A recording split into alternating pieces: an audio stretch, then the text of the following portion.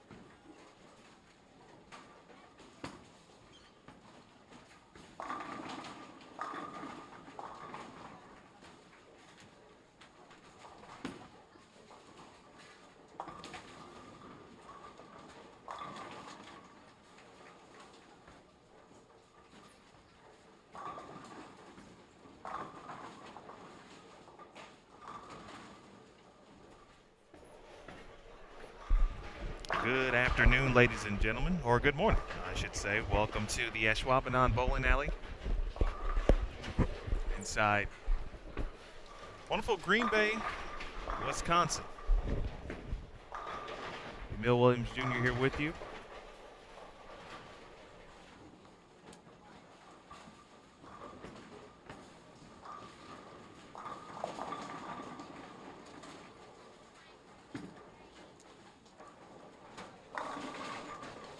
Second major of the season.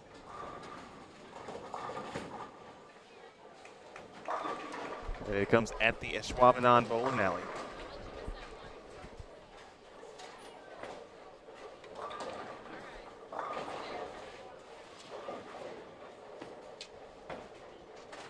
Hope everyone is doing well, of course. We thank you for tuning in. As you get a chance to obviously continue to watch the best women in the world compete. Someone will win the second major of the season. Could it be the defending champion Clara Guerrero? A great story last year, of course, winning her first PWBA title. Happened to be a major, of course. And she is back looking to defend. Big thanks to all of the local media here in Green Bay. Came out in Groves yesterday, of course. Wanted to talk to the defending champion and other players. Obviously, really great players, some great storylines. One of them, Lee Jane Sin, for example, as we are behind lanes 35, 36, 37, and 38. It'll be our featured pairs for the week, and then we hope to, we will add an additional at some point, a camera that is. Many of our staff members are out everywhere as they normally are. For example, Jason Thomas at Bowl Expo. He'll be here in Green Bay towards the end of the week. I guess today is Thursday, so maybe. I guess he'll be here tomorrow, which would be the end of the week. I don't know what day it is.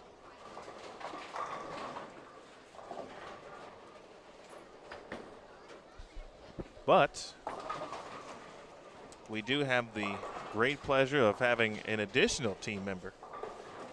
He was with us at Fountain Valley. Of course, you've heard his voice. You know his name. You read his bylines, and he's got cool sayings and phrases, and like that's the news for now and that kind of thing. So happy to have Matt Cannizzaro along this week, which means that I can officially go on vacation. I don't have to do any more work, and Matt will take care of it. So thank him in advance for everything that he will do this week. You know, the pair, Amanda Fry, Lee Jameson, Liz Johnson, and on 37 and 38, Brandy Calderon, Brianna Cote, Angie Ramirez, Correa.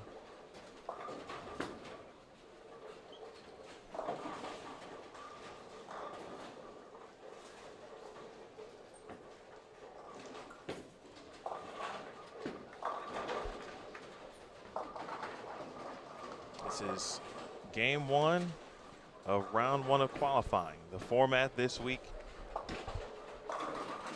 6 games, 3 qualifying rounds, very similar to a standard event where players would bowl 2 qualifying rounds in a day. This is no different in that regard, where our first one here, of course, beginning at 11 a.m. Central. Second qualifying round will begin at 5 p.m. Central Time. Players will return tomorrow morning for a third qualifying round.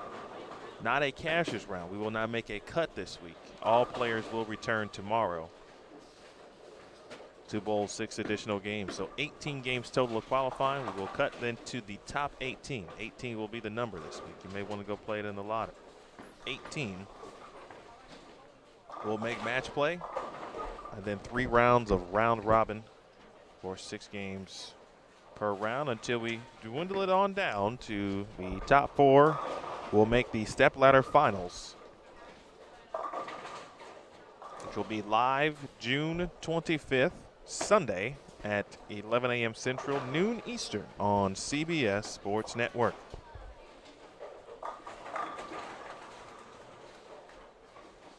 Of course, TV Day means, as you well know, with the PWBA Tour, we will tape 3 additional TV shows as well. The PWBA Wichita Open, the Pepsi PWBA Lincoln Open, and the PWBA Greater Detroit Open.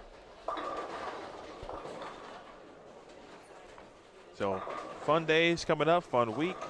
If you're in the area, if you can make it out, certainly come through. We'd love to have you here at the Ashwaubenon for not only this event, but TV Day as well. Again, 4 TV shows. So come out and be a part of what is always historic. You got some good players and some really talented, or not only talented players, but really good shows in regards to our stepladder finals for all. Continue with our rookie class. Some players who you will get to know because they're making TV for the first time, already known in certain situations from an international perspective. And then also players who you are aware of, know, but have not seen in a few years. And so we get a great mixed bag on Sunday. We are looking forward to it.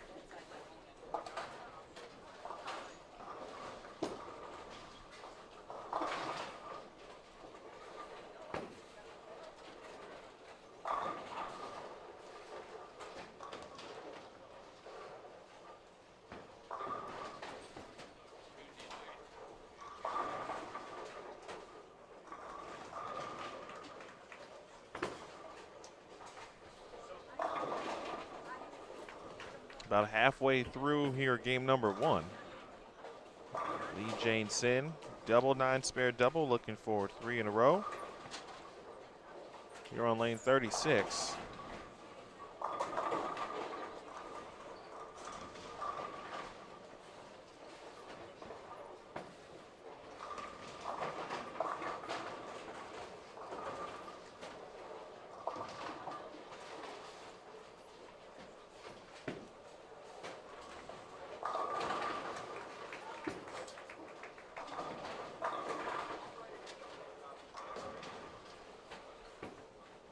Jane Sin, one of the key stories so far here in 2017.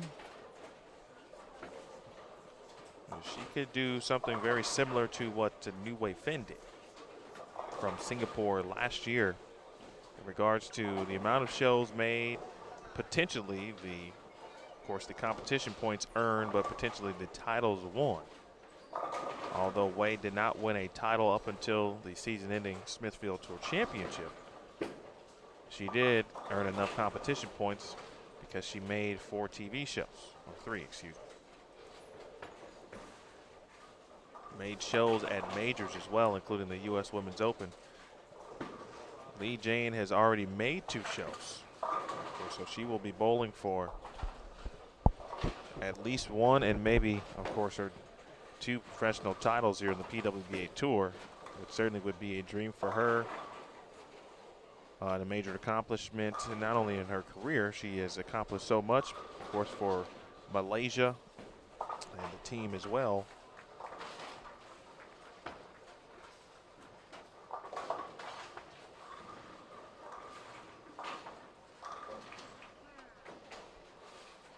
Of course, should she win a title, she would then be eligible for the season-ending Smithfield PWBA Tour Championship.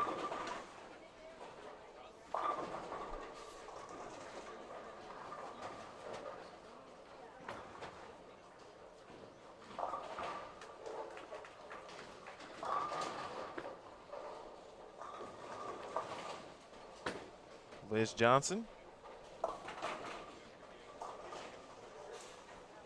already 1 title this season, came at the Storm Sacramento Open.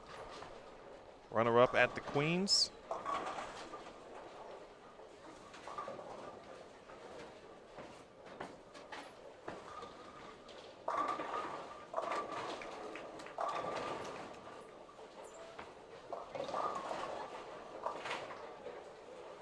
And third at in Fountain Valley. So a pretty good opening stretch, of course, for Liz Johnson. Was going for a record. Had qualified for 5 consecutive TV finals. The streak ended last week in Detroit. But Liz, of course, the reigning back-to-back PWBA Player of the Year, is in pretty good contention early. Last week was the halfway point of the season. And so we've got some established players. Liz Johnson, Diana Zabyalova, the 2017 Queens winner, of course, overcoming the 5th and 7th place finishes and was coming up short last week, or excuse me, last year. And she got a win early, has made 2 shows. Kelly Kulick winning, as you saw this past Tuesday night on CBS Sports Network, the Fountain Valley Open. Talking about climbing the ladder, getting over the hump. She said it was a mountain she had to climb. Big win for Kelly and the Kulick family. Seeing all what Kelly has gone through and her family as well in the last year.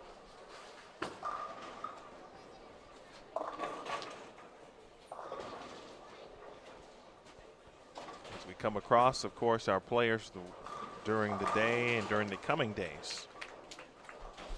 We'll get into some of their respective storylines in regards to those particular players as well.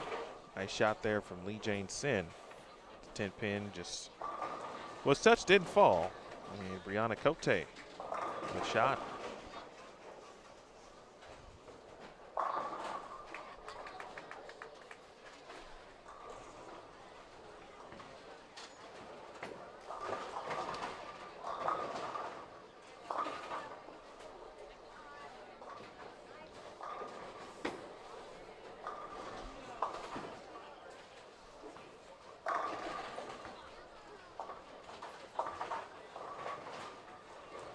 Of course, don't forget, you know where to find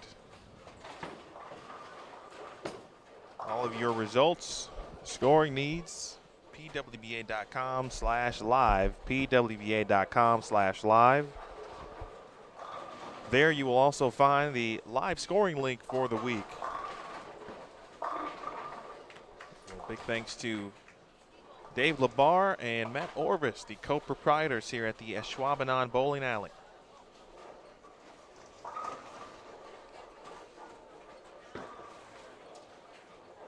The staff, crew, and everyone here, first class, and look forward to coming out when the opportunity presents itself.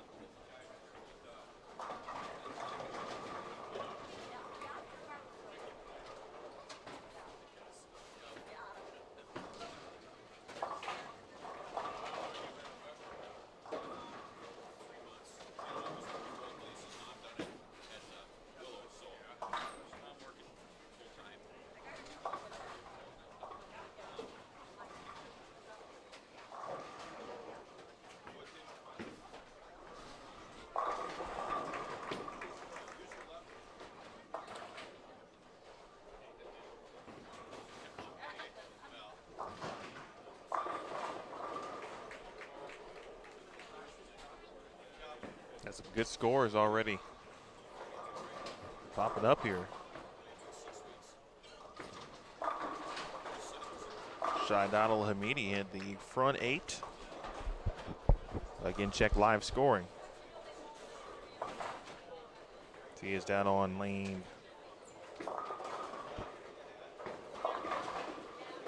19.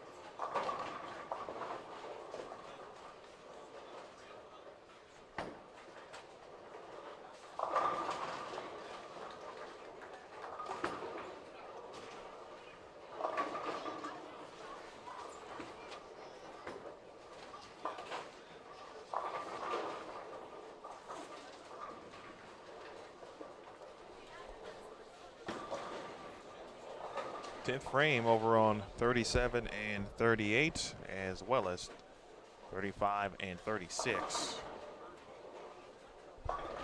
Spare will get Amanda Fry into the 170s.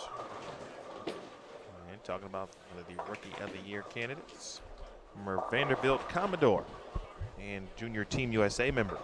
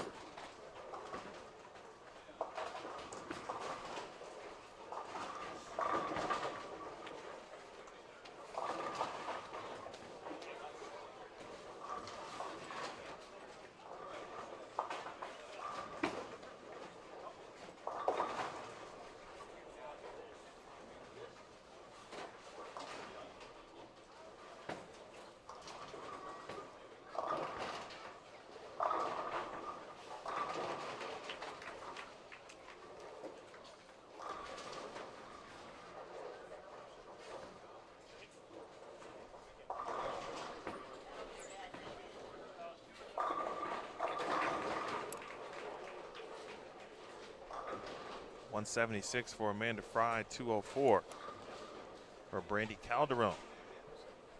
Brandy bowling this week, taking a couple weeks off. And she is back at it here at the Players Championship and off to a pretty solid start. Angie Ramirez off the best week she has had so far on the PWBA Tour. Took place last week in Detroit. Near the top of the leaderboard for a while, almost made the a chance at a group step ladder final. She shoots 178. Brianna Cote.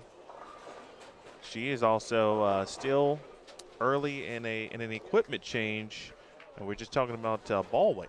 Went from 15 to 14 pounds. We've already seen the difference. And so we'll look for her to have a pretty good and consistent week here in Green Bay. Of course, won her first title last season at the PWBA Lexington Open.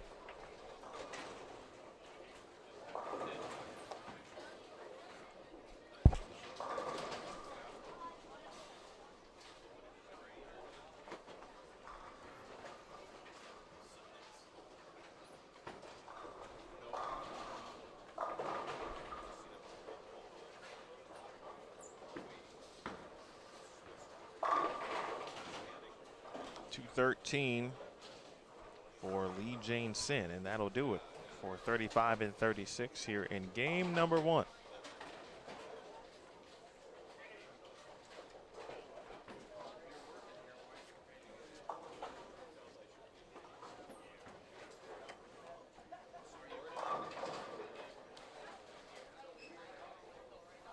Appreciate everyone tuning in as Cote also shoots 213.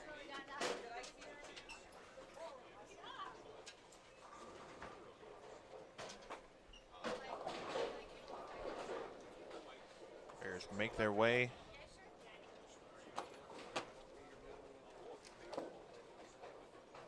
Coming up next here, game number 2, we'll have Katie Ann Sop Schroeder, Amanda Green, and Miranda Panas from Canada. Miranda bowled last week. Brittany Smith, Kelly Kulick, and Nicole DePaul Miller will hit the lanes on 37 and 38.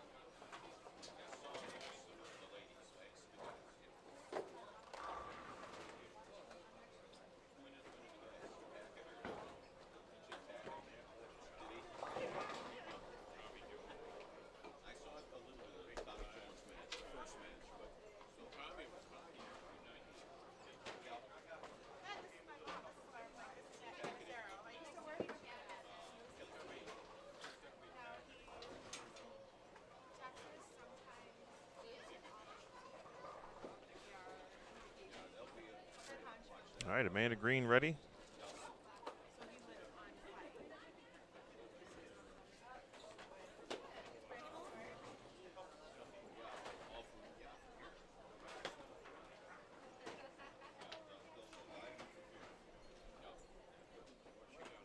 Both Linda Barnes and Christine Johnston just paired to our left. And now Esther Chia. Everyone taking a gander at the approaches, making sure all is well.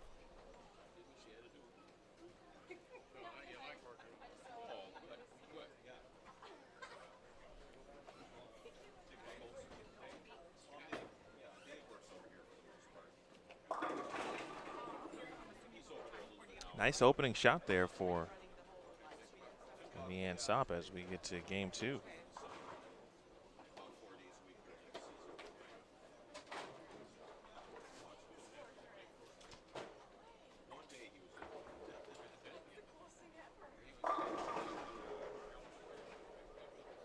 If you're looking for oil pattern or laying condition information, there is none.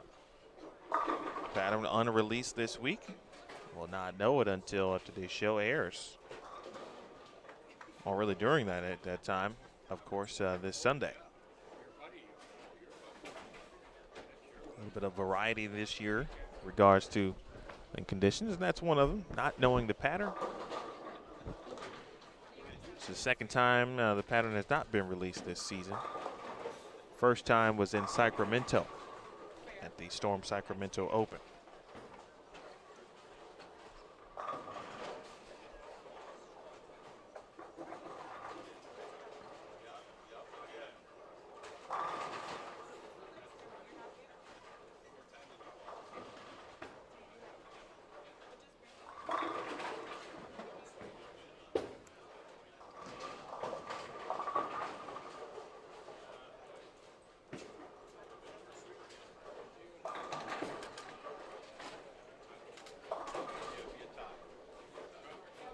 Amanda Green, PWBA champion, won the 2015 Lincoln Open. Sponsored by Pepsi.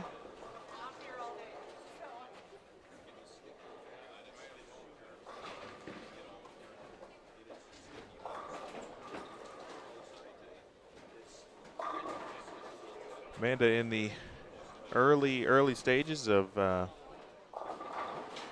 attempting to grab a law degree.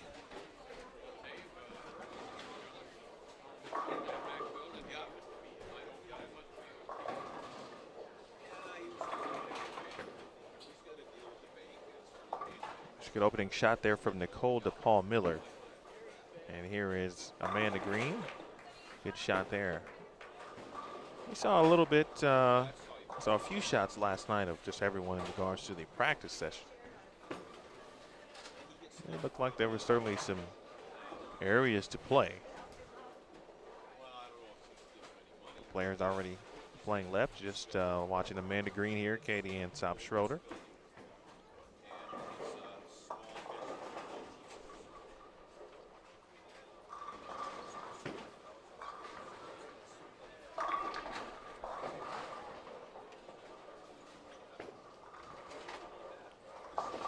Throughout the morning, we'll be posting on the PWBA Facebook page.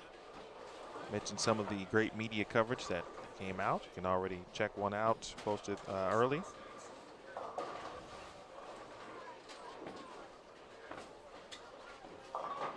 Thanks to Fox 11 News here locally, Local 5 Live, NBC 26, WIXX 101. Top radio stations here in Green Bay. They did a live remote during practice yesterday as well. Well received. Big thanks to them.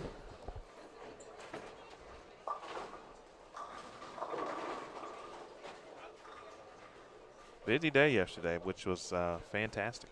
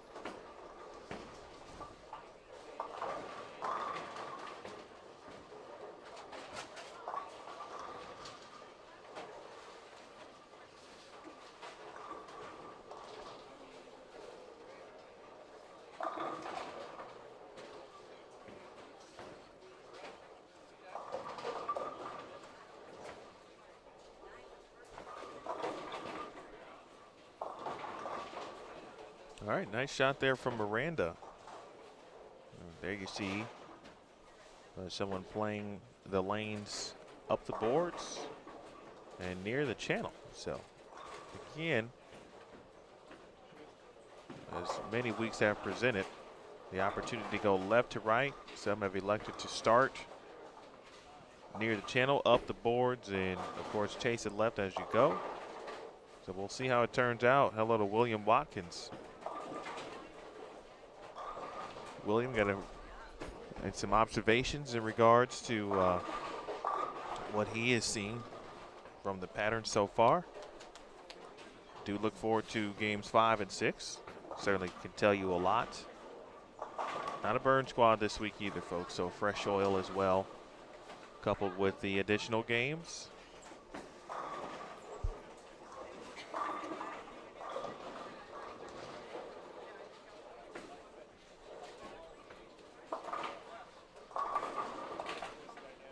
Did see someone, I think it was Verity Crawl, looked like was giving urethane a try. Cannot confirm, but it certainly looked like it from my passing.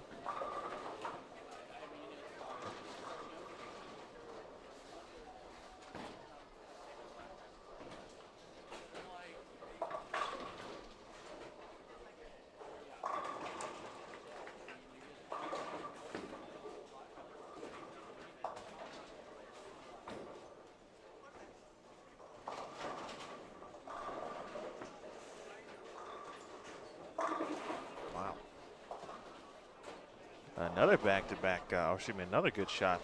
Back-to-back, I should say. 8-pin this time for Miranda. So keep an eye on Miranda and see where, if at all, she'll have to make some moves. Of course, more than likely, yes, but not only this game, but as she continues on this week. Again, 18 games of qualifying for every player. 12 today, 6 in the morning. The field is cut to the top 18. Hold to Paul Miller, 2 strikes on lane 37.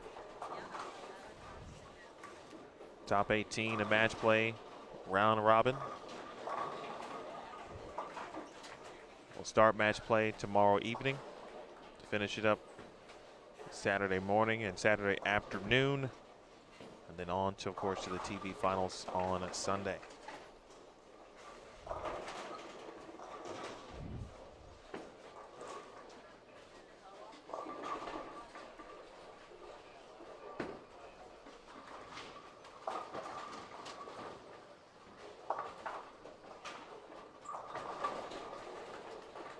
Thank our staff.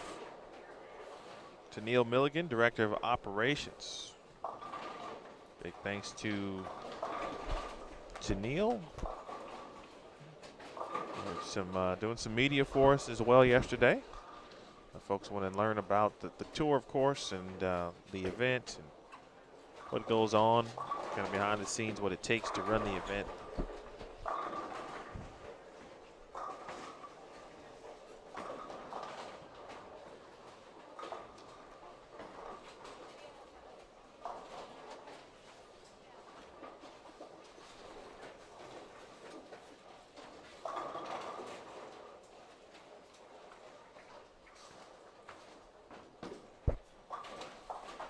Kathy Waka, our assistant tournament director. Kathy Kavicki, our tour coordinator.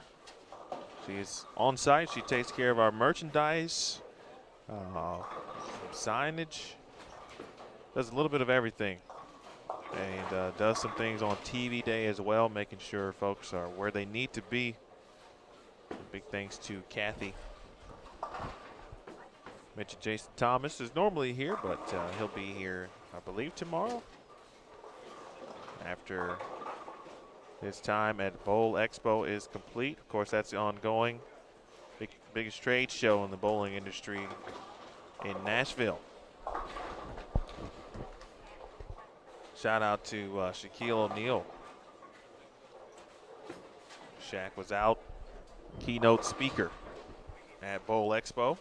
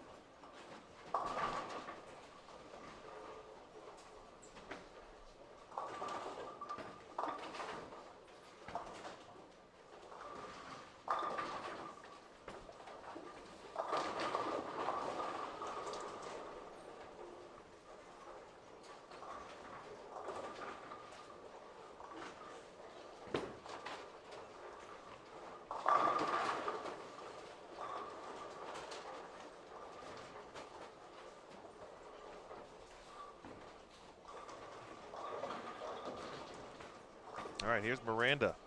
And that time went Brooklyn. 5-pin.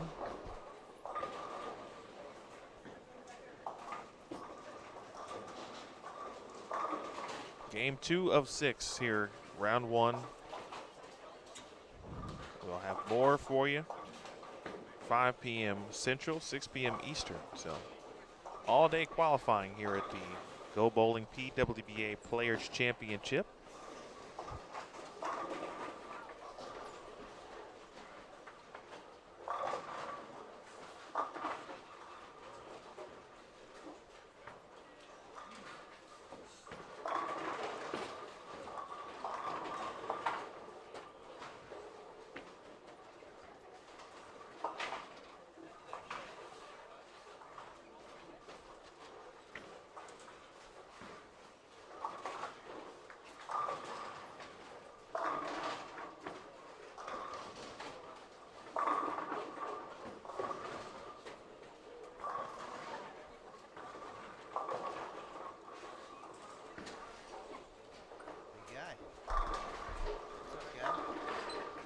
Well, hello, Matt. Hello. Here we are. Hello, Matt.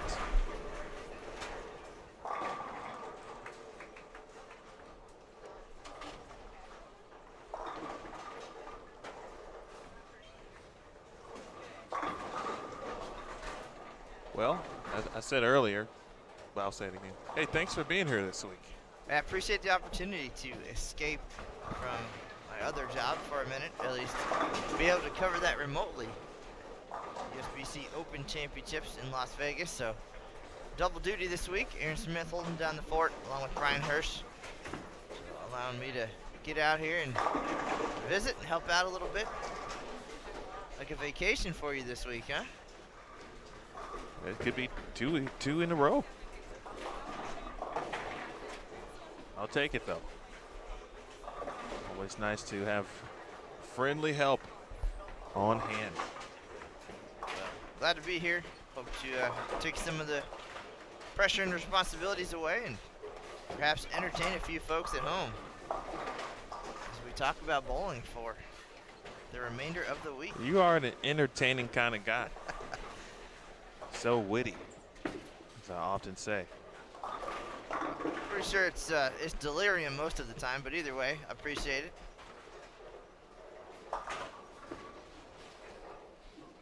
I've already met some nice folks here in Green Bay. As our defending champion, Clara Guerrero, said, one of her favorite places. Very hospitable, a friendly community for sure. Everything close and nearby, and everybody kind of knows what's going on at the Ashwaubenon bowling alley.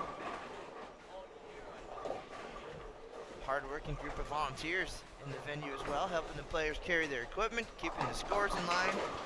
Linda Barnes said earlier she was very impressed that by the time they got to their next pair of lanes, their plus-minus already was included on the scoreboard, so you can follow along and know what's happening here as the days unfold.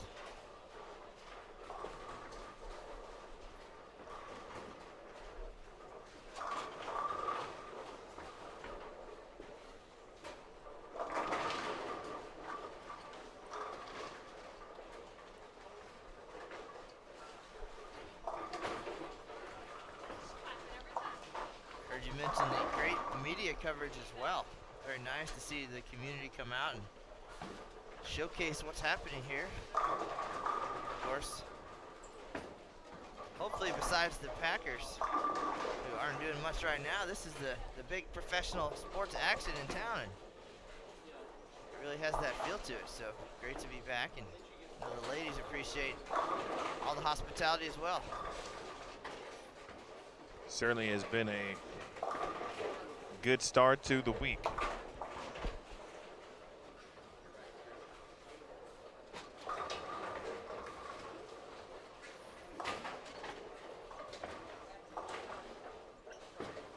Three of the four TV finalists from last season are competing. Of course, Clara Guerrero, the defending champion. Liz Johnson and Shannon O'Keefe. Stephanie Johnson would be the other finalist of that foursome. Steph, of course, their beautiful daughter in March. Has been working, of course, to return to the tour. And sounds like that will be happening very soon.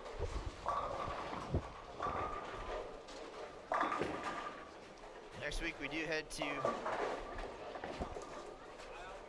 one of Stephanie's kind of hometowns, Orlando, Florida, where she competed for the University of Central Florida and worked at Boardwalk Bowl for some time before moving on to other opportunities. So it'll be a homecoming of sorts. Looking forward to telling that story a little bit.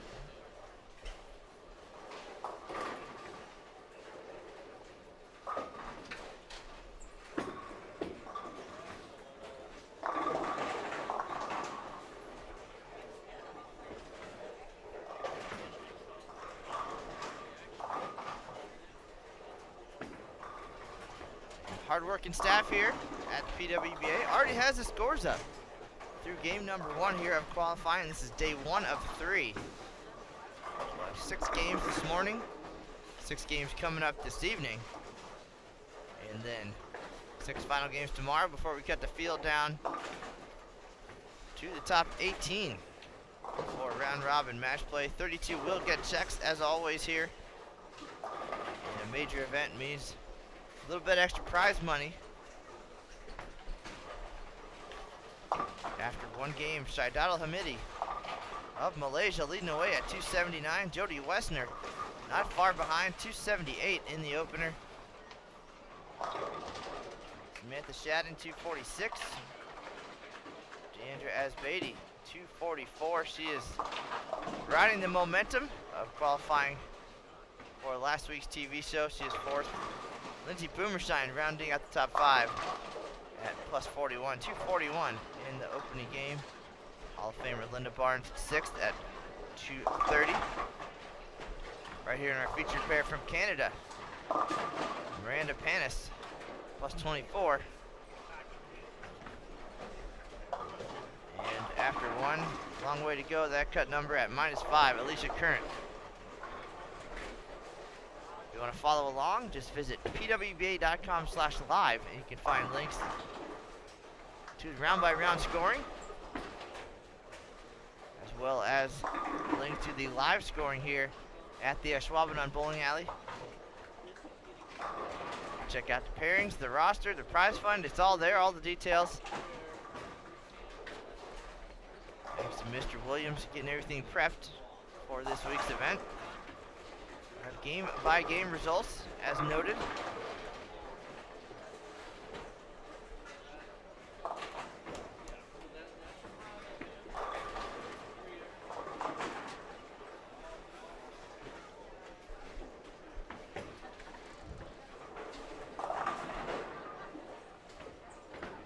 Pace gonna move along pretty quickly here. 3 on a pair across the center. Using lanes. Starting on lane 13.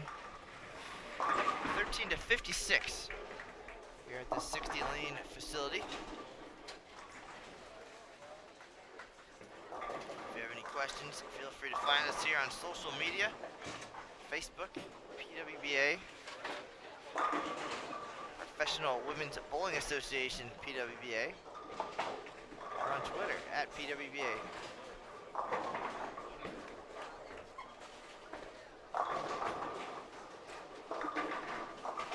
Here we are, 10th frame, game number 2, just like that, moving along. Some pretty good scores here. In our second major of the season, a lot of strikes on the board.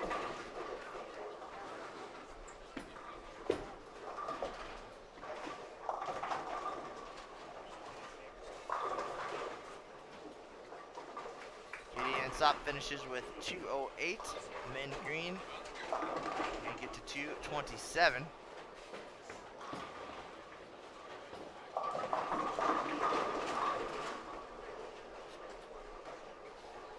Smith bowling well to our right.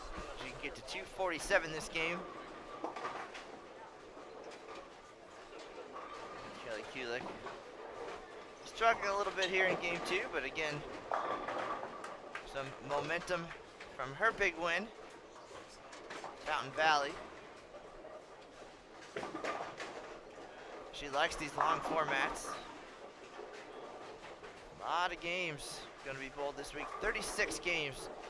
Total pinfall plus bonus pins from match play will determine our top 4 for the live TV finals. And 2 players who always seem to rise to the occasion at these long format events, Kelly Kulick and Liz Johnson. We'll see. Somebody described yesterday the general week on the PWBA tour almost like a sweeper.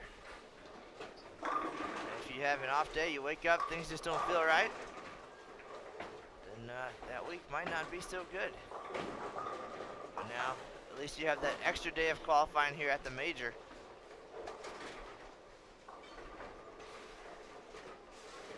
So if things don't go swimmingly today, we got 6 games tomorrow to try to make a run.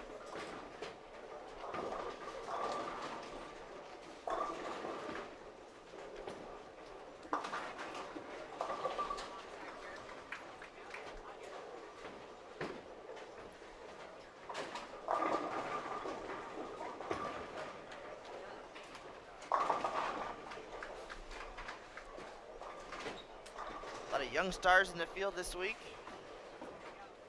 Also, some terrific veterans.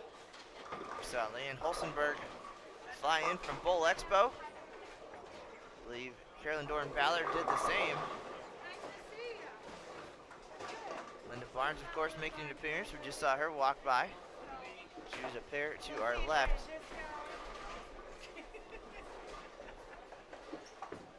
Game 2 coming to a close here on our featured pairs. Again, SOP 208, Green 226. Panis will finish with 173. Brittany Smith 237. Nicole DePaul Miller 164 with the open in the 10th. And now Kulick going to finish things up on lane 37. She can get to 198 and leaves a flat 10 there. A little bit of head shaking, but I have no doubt she will figure something out here quickly.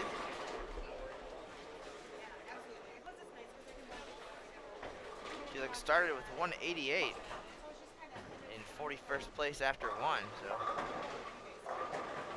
this week is a major, but only open to PWBA members. So the PWBA Players Championship, the field is 67, so a very intimate gathering here in Green Bay. 67 players, 32 will take home prize checks, so you gotta like your odds there.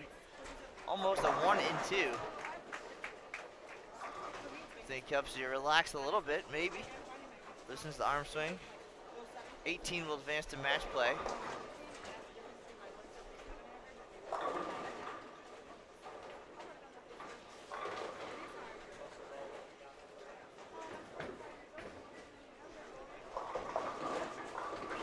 Great scores across the house. Team Malaysia continuing to throw strikes as we've seen in recent weeks. They're here for this particular 4-week stint of the PWBA Tour.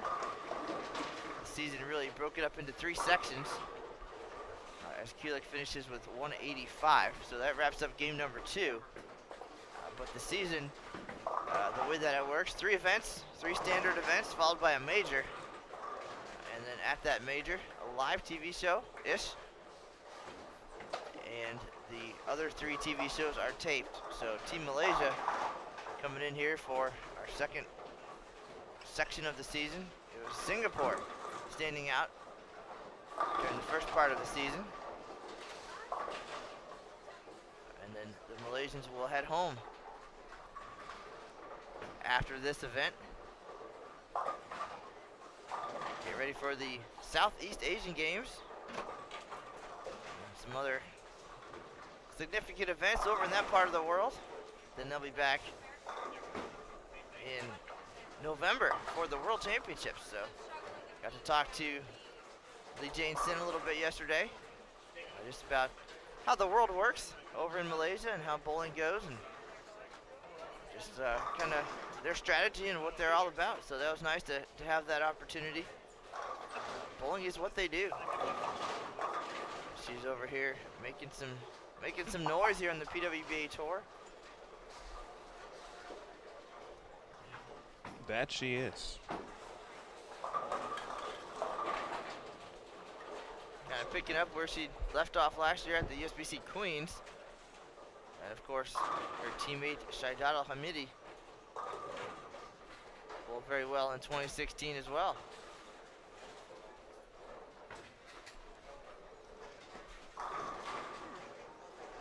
So we'll have our players headed our way here for game number 3 in just a minute. As things rolling on. Again, quick pace, 3 in a pair. And we're nearly at the halfway point of our first block of qualifying here at the 2017 Go Bowling PWBA Players Championship. This is Matt Canizaro alongside Emil Williams Jr. back in the booth here at the Ashwaubenon Bowling Alley. We'll be right back. It's game number 3.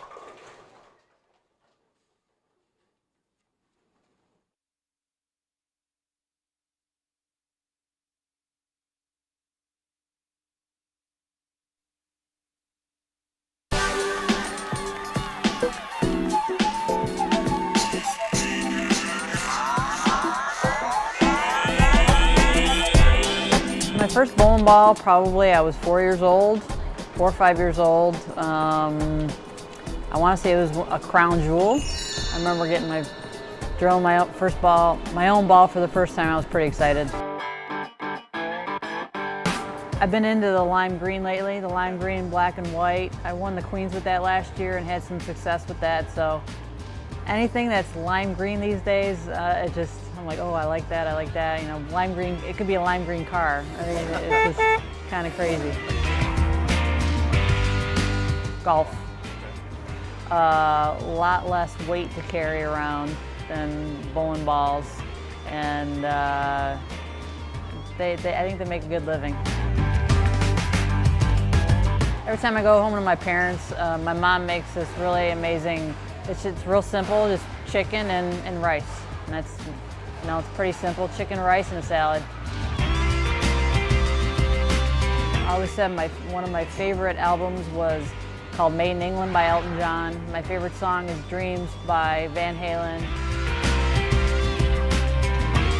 J-Lo. Yeah. Hot coffee. I'm a coffee addict. Be a boss of something and telling everyone else what to do. You know, I'm a lover of animals, cats and dogs, and you know, if I was a millionaire, I'd go and build another house and try to build the best animal shelter there is. I don't have any moves.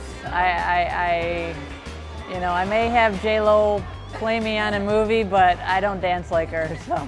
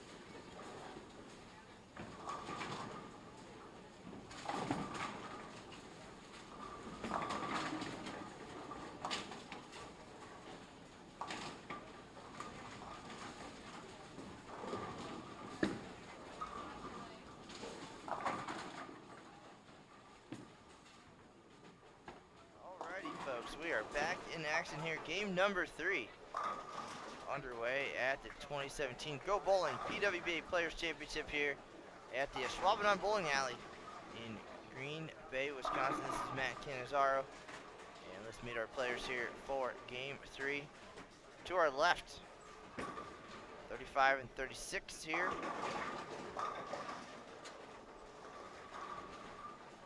We've got Stephanie Martin of Brazil. Nice mix of international players here this week as well. Stephanie Martin's joined by Ali Ijams and Ashley Galante. Our other pair, a couple members of Team Malaysia, Shaidatul Hamidi and Natasha Roslin, joined by Wisconsin's Katie Zwiffelhofer.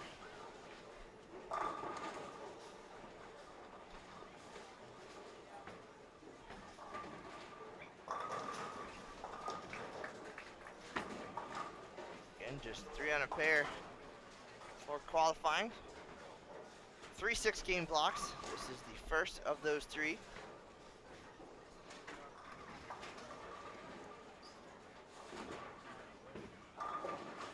Scores through 2 games in just 1 minute. A little bit higher scoring pace this week than we've seen. Lane conditions this year have been challenging. Players stepping up to the challenge. Have to make great shots and make your spares.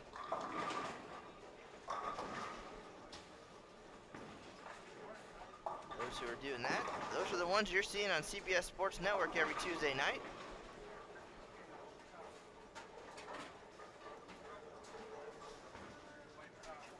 TV show for this week's event, PWBA Players Championship, will be live on Sunday at noon Eastern.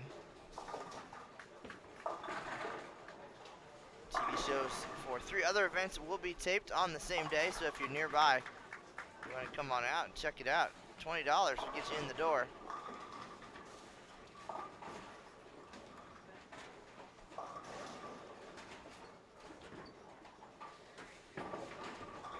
PWBA Wichita Open Finals. That will air July 4th. The Pepsi PWBA Lincoln Open will air July 11th. And the PWBA Greater Detroit Open will hit the airwaves on July 18th. So every Tuesday, bowling on TV for sure from the PWBA.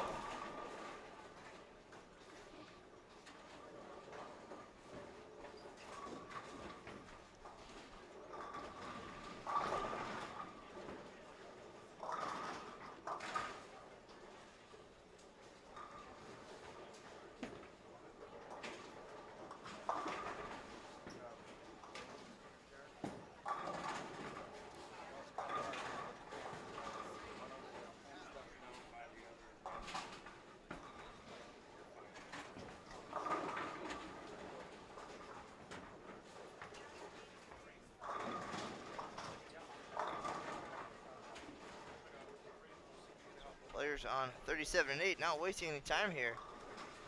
Already getting ready for the 5th frame here in Game 3.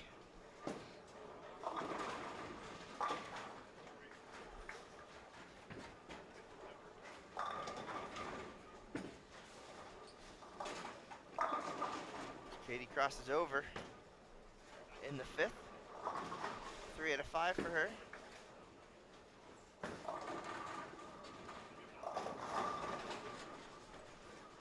Shaidatul Hamidi off to a hot start today, 279 in the opener. Again, we'll have Game 2 updates for you as soon as that becomes available. Looks like it is not yet updated on site, so we'll have that momentarily.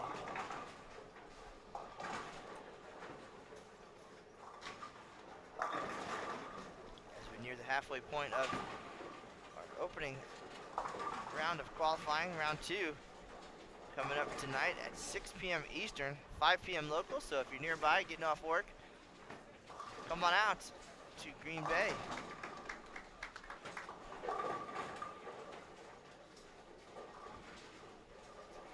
We have a day one update available for you on PWBA.com later tonight. Again, 18 games over 3 days will decide the 18 players who advance to round robin match play.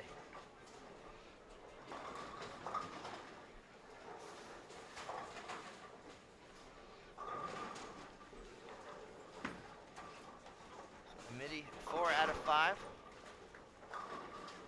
Tasha Roseland. Saw her not too long ago at the World Youth Championships. Going very well, so a rising star for Team Malaysia.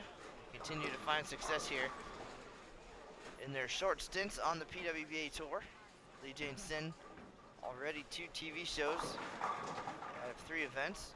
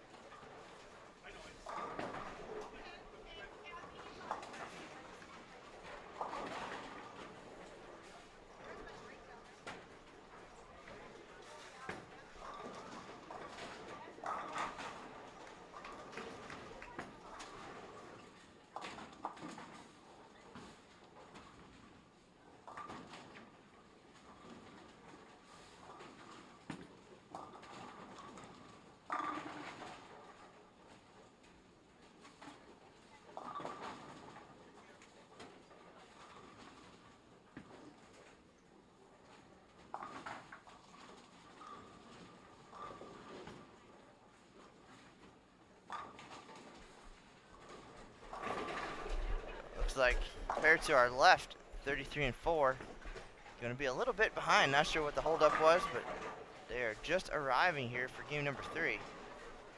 Our featured pairs already at or past the halfway point.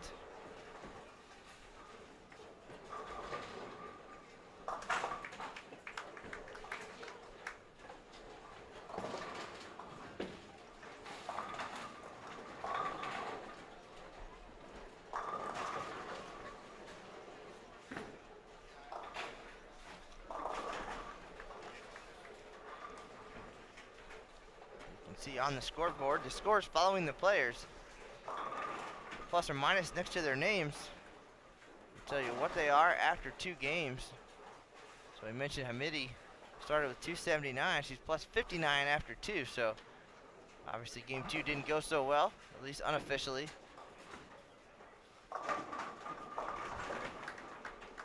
Roslyn at plus 58.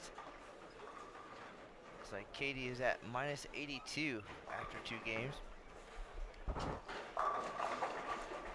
To our left, iJams at plus 5. Galante even. And Stephanie Martin's at minus 11, but all unofficial until we see the standings come up here. You can see those at pwba.com/live once they're up.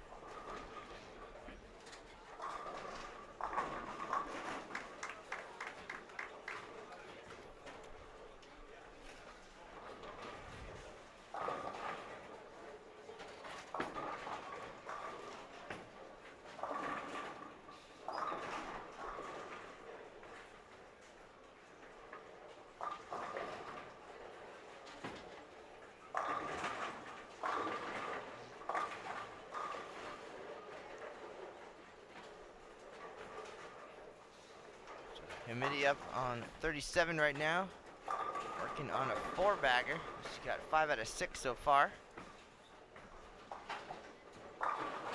Ring 10, great shot though.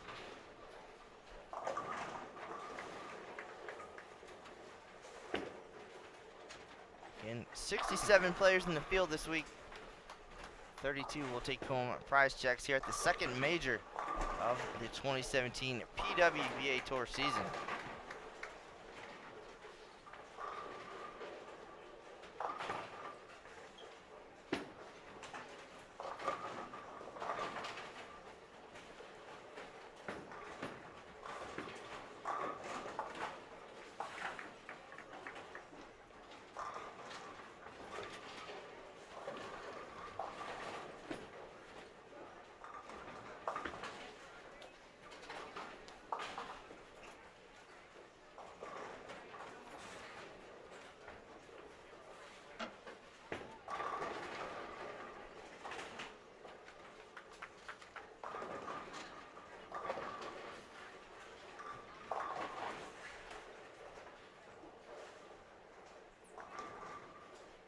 Kelly Kulick down on 45 and 46, starting to pick up some steam.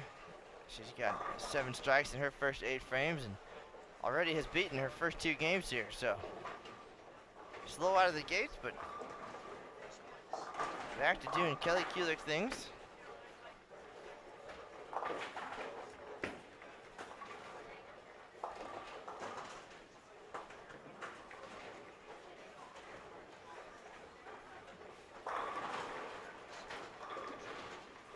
And our scores updated through 2 games, leading the way.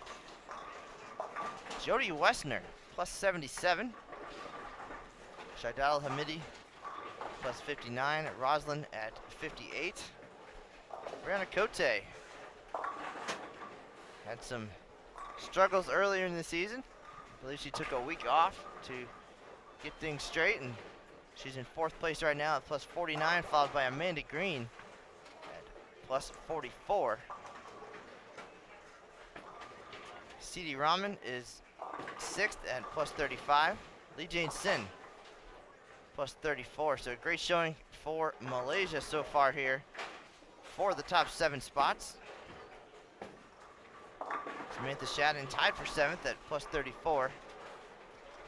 Our defending champ, Clara Guerrero, is tied for 9th place at plus 29. 3-way tie there. Sandra Gongora and Katie Sudfin. And through 2 games, cash number minus 13. 18th place, the cut line, a tie at plus 7. So a 203.5 average through 2 games. There's the number. Everybody pulling on one squad, so it makes it easy to see what's happening and how far out you are, how far in you are.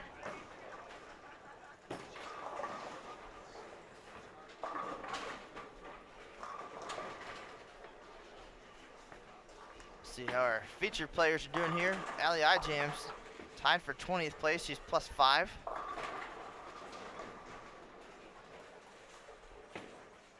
Ashley Galante even in 23rd place.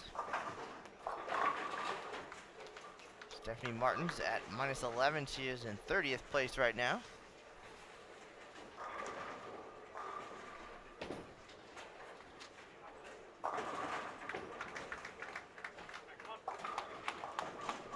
I mentioned Katie at minus 82 has a little bit of work to do.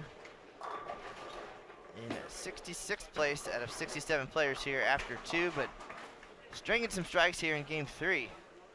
Trying to make a move. Long way to go. 18 games of qualifying. Over 2 days, sorry, before we cut the field down.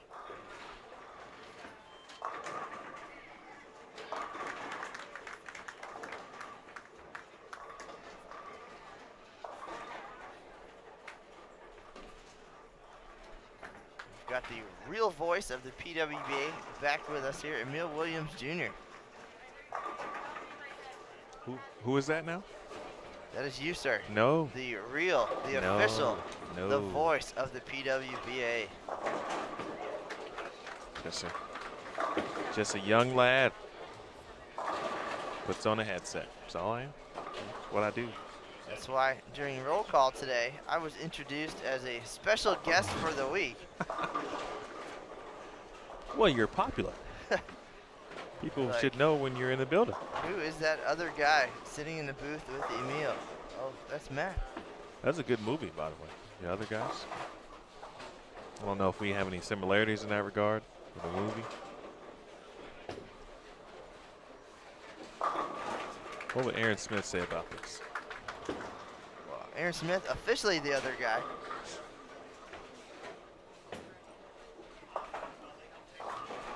I've been around long enough. Some people know me. A young man, actually, yesterday, pulling the Pro-Am came up after you stepped away. He knew me by name and said that he enjoys all of our coverage here on Extra Frame and Bowl TV. Not just me, but the whole crew. See? Follows along, loves the action. I was here all day. Did he talk to me? Nope. It was at the end, later in the day. You were downstairs doing cool TV things. The CBS Sports Network folks doing some cool graphics and intros and different things. But He said he enjoys the coverage very much and was hoping we'd be at Junior Gold again because he'll be there. So he'll be hoping for some airtime during the Junior Gold Championships coming up in July. A future for the sport. Someday, a young man like him will step in and take our role, one of our roles here, I'm sure.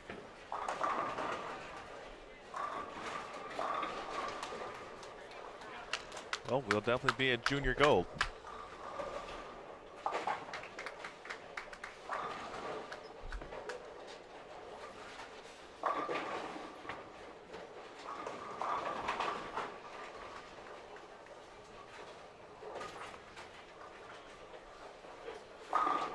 Finish here from Zwiebelhofer.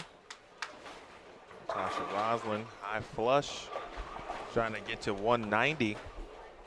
A pretty solid week last week as well, already a plus 58 here. Katie made a match play in Lincoln. Of course, match play at the Queens also.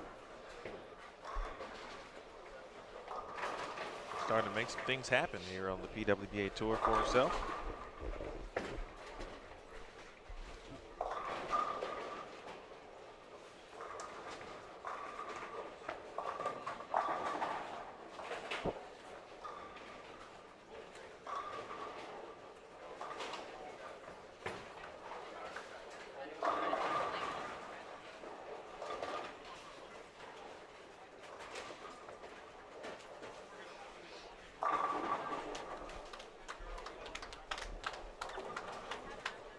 So something must have happened down on the far end as far as a breakdown.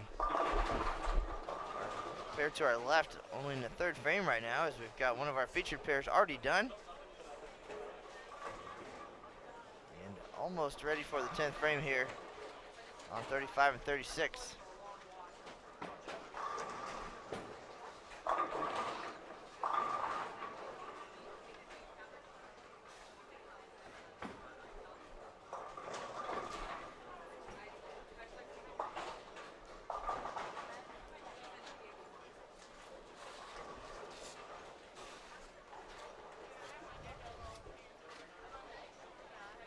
Folks, as always, of course, you can join the conversation. Today's live link involves Liz Johnson. She's presented her 300 ring that she shot at the USBC Queens, which was the first 300 of the season at the time. And I believe it was the only 300 that week. Of course, we've had a couple since then, and they were last week in Detroit. Daria Payo shot 300 in game 12, final game of qualifying, to make the casters round, and of course she went on to make her first TV finals, qualifying for the TV finals of the Greater Detroit Open. The 300 game was from Diana Zavyalova. She's got a couple 300s in a couple seasons. She shot one last year at the nationwide Sonoma County Open. But that Live Now link, of course, available for you to join the chat. William has already done that. Hello to Judy.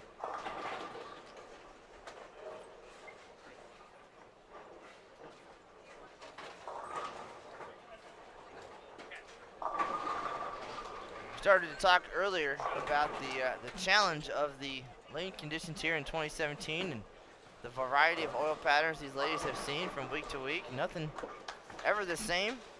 Sometimes the pattern published, sometimes not.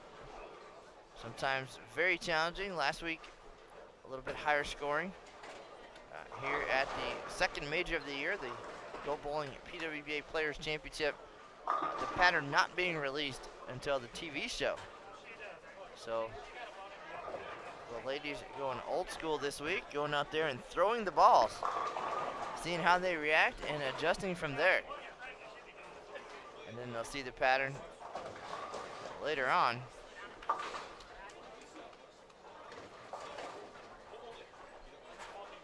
Great variety out here, no matter what you like or what your preference is. And it's going to be mixed up a little bit.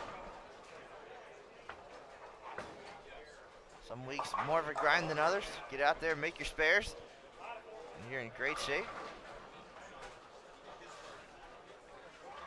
Sometimes you got to get left, sometimes you got to get right. But no matter what, somebody's going to be the leader, somebody's going to win. What if you can't get right?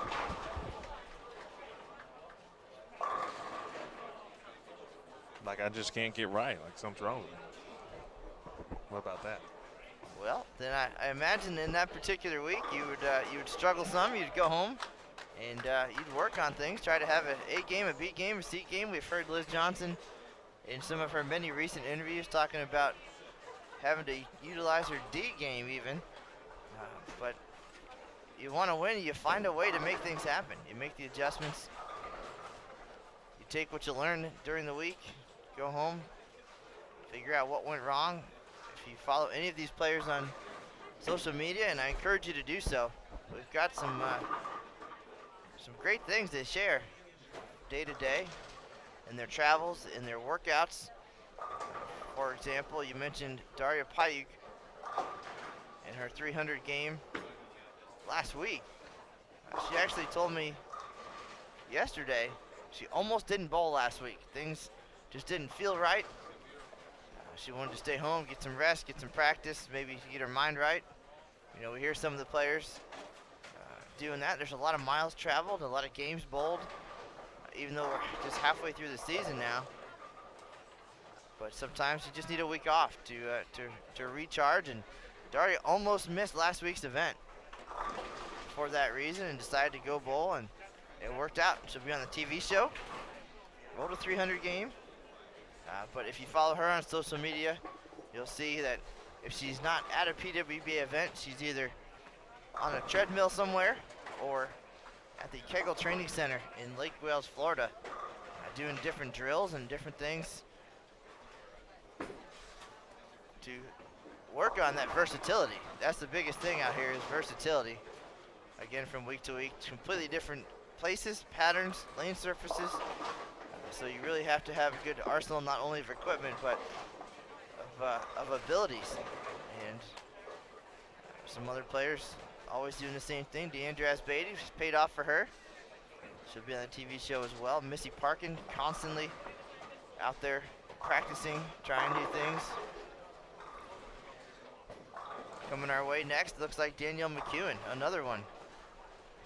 Always out there. Some of these players, believe it or not, Emil, and I'm sure you believe it because you see it week to week, but I saw it in Fountain Valley. After qualifying was over, if they did not make the cut after those 12 games, a few of them actually, who weren't bowling the Pro-Am, went to the other end of the bowling center and practiced even more. Because, again, things didn't go well that day, so they wanted to figure out why. So that when they encountered a similar situation or lane condition, they would be ready. Pretty intense. They are athletes for sure, as somebody pointed out earlier today. This isn't something you can just come out and try once in a while or 1 week and expect to excel. I mean, some players are just that good, but these ladies, Ashley Galante, one of them, constantly in the gym, lifting weights, working out, eating right. I think the endurance part of it, more than anything, very significant. 12 games in 1 day, grueling at times, intense competition we see here. Things not going so well in our featured pair. iJam's 169, Stephanie Martin's 171. Galante can get to 180 with the spare here. But we had a player come by this morning to tell us that she can work all day and bowl 6 games of league, go hang out, have some dinner after bowling that night, go home and get some rest, and be okay with the long day. But 5 games at the Queens, for example, a 5-game block, she was worn out. It is exhausting physically. It's exhausting mentally. it is intense competition. You have to be strong all around. And a lot of these players have excelled through the collegiate ranks and cover those events, and we see the boxes of fruit and snacks and drinks and Gatorades, and Emil's got his Fruit Loops and a glass of water here all day long on your feet. It does wear on you, so the endurance and the mental aspects of life on the PWBA Tour as important as being able to throw the bowling ball well. And speaking of which, players headed our way for game number 4 already.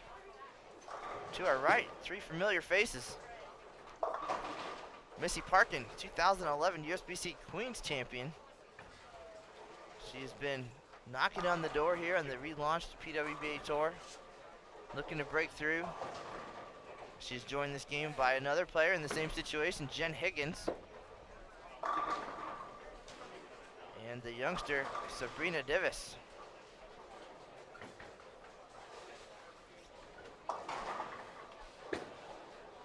Getting ready for action on 35 and 36, Danielle Mcewan.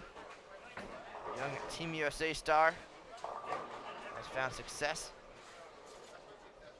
at each level of the sport. We're also joined by Gabby Mayfield and Samantha Shad in this game, so. Can you tell my buddy Troy I said hi, because I know he's watching? Hey, you know him.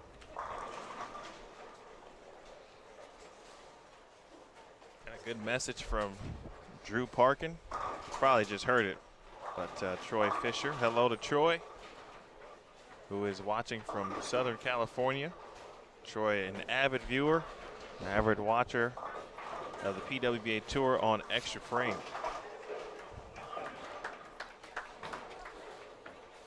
Well, Emil, you mentioned Drew Parkin, and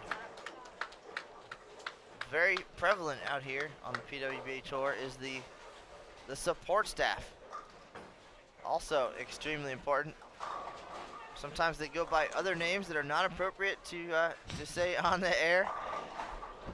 But part of the role includes carrying bowling balls from one spot to another, perhaps being an extra set of eyes to help with moves on the lane, or perhaps equipment changes from game to game, and sometimes just there to get yelled at. That's part of it.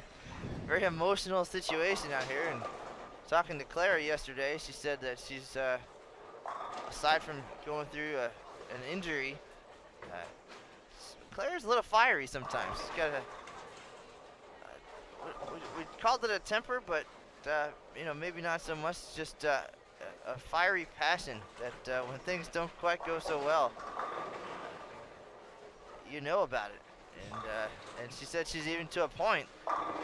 She's been frustrated enough that unable to let it go after a bad block. So with the 12 games back to back, with only an hour in between, she said she's come back after a disappointing 6 games and still been angry for games 7 through 12, and was reflected in her scores. So she's working on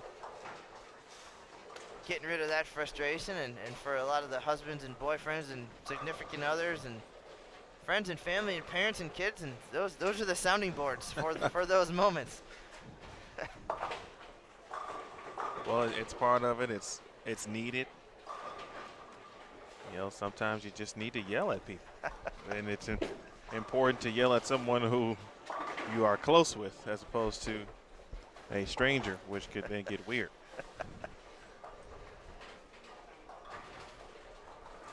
Or, it could be cool. It could be cool for like a stranger. Like, hey, Claire Guerrero just yelled at me for no reason about round number 1. It could be like the highlight of their day. I guess it depends.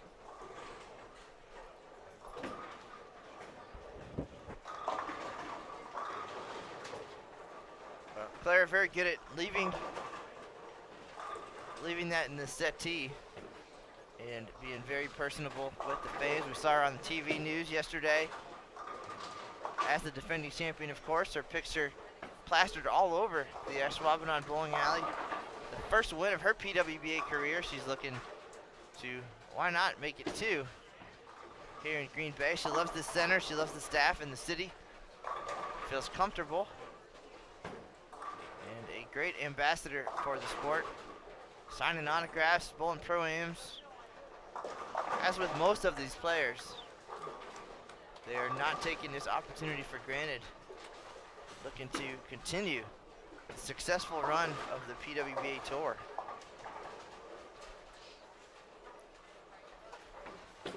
Doing everything they can.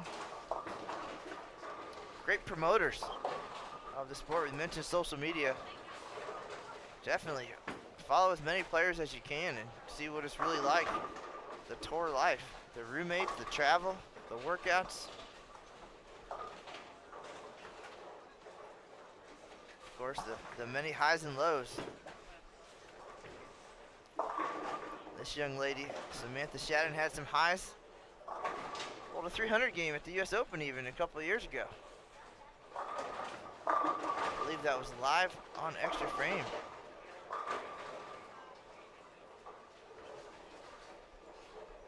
Gabby Mayfield loves bowling, just bought a bowling center. She'll be part proprietor and part competitor.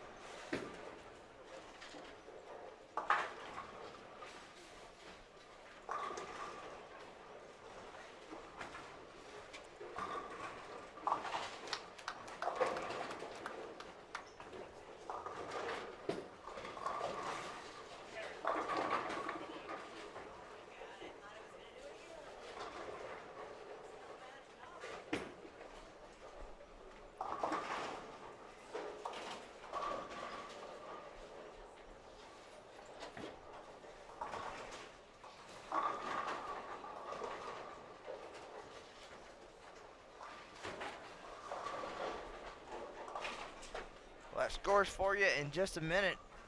A couple of players still finishing up game number 3, but things moving along quickly. Next squad, next block, coming up at 6 p.m. Eastern, 5 p.m. here in Green Bay. We'll have a recap for you tonight after 12 games.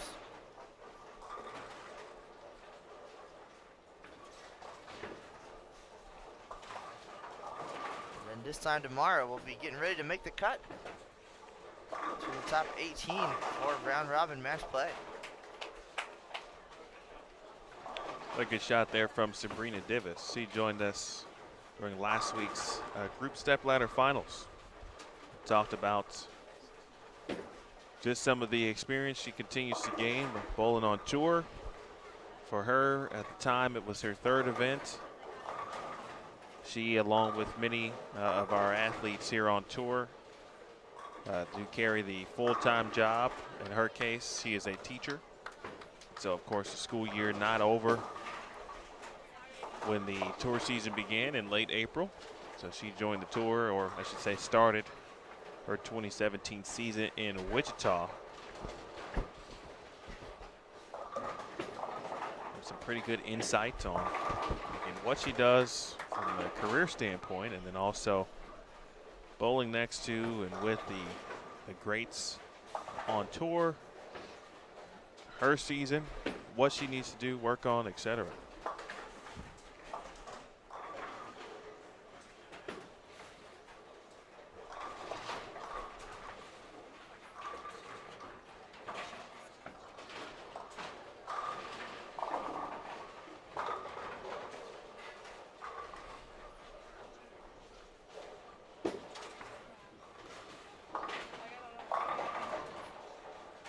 Gabby had a week off. I think she was under the weather a little bit. And last week also, I believe, as Matt mentioned, closing on the bowling center that she now owns. Center that she grew up in Lake Isabella. California.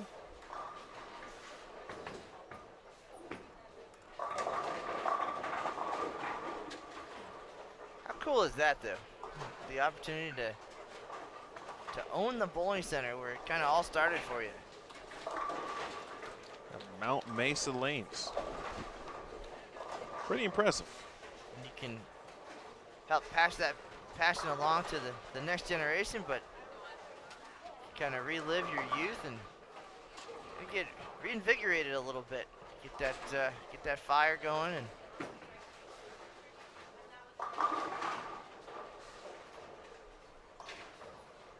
tough break there for Samantha. Great shot, but the 8 and the 10 remain.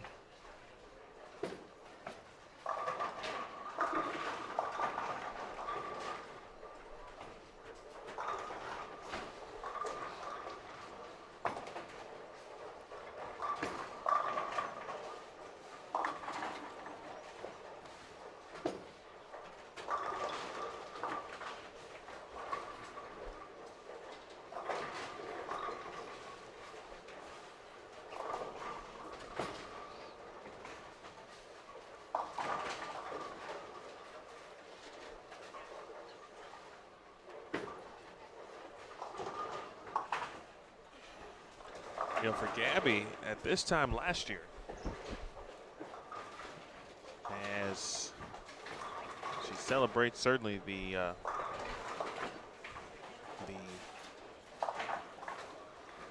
new ownership, some cool positives. Last year couldn't have been more opposite. So family was dealing with a wildfire where she, of course, ended up losing her home, her family home. Somehow able to keep it together enough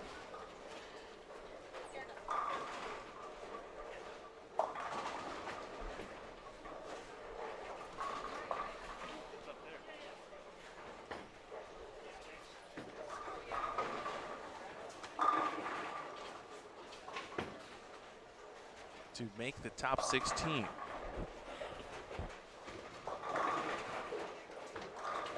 is what it was, of course, last year. And so just to make match play was incredible considering her circumstance. Heck of a moment for her last year. I mean, just to do that, of course, amidst the actual tragedy that took place.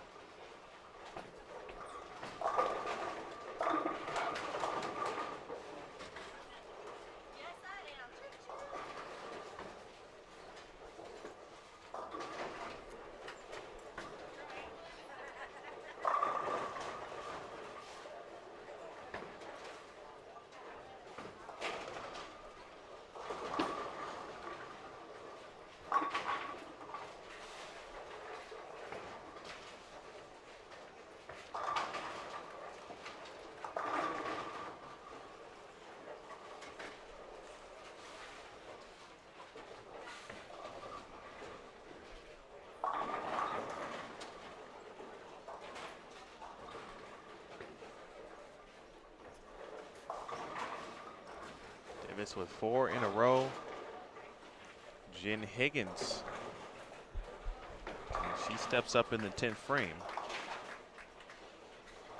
She'll have an opportunity at 2:58. Missy Parkin now with a double as she heads to the 10th.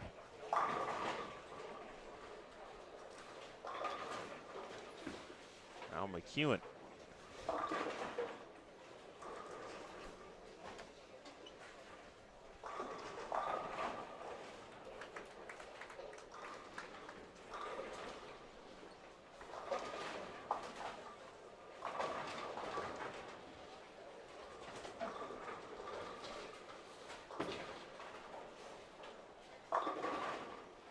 right, Shaden.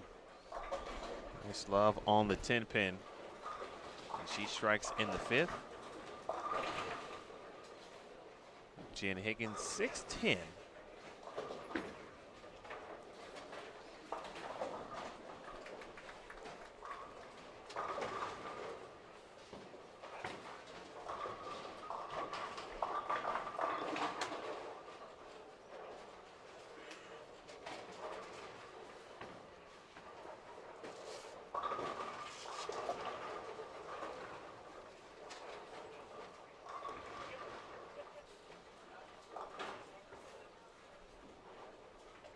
Never so close, really, to another TV show. Put herself in good positions this year.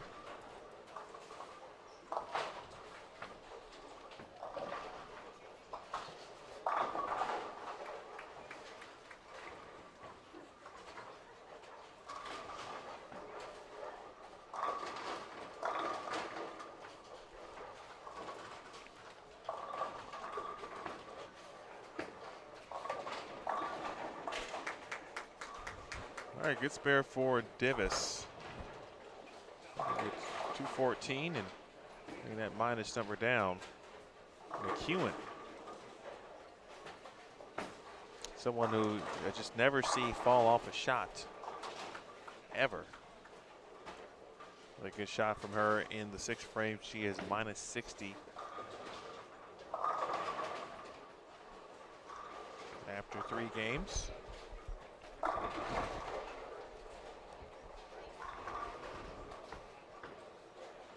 Pretty sure Matt went through the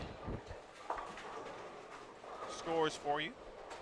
Just to reiterate, after 3 games, Liz Culkin, the leader at plus 78. Lindsay Boomershine back in bowling this week.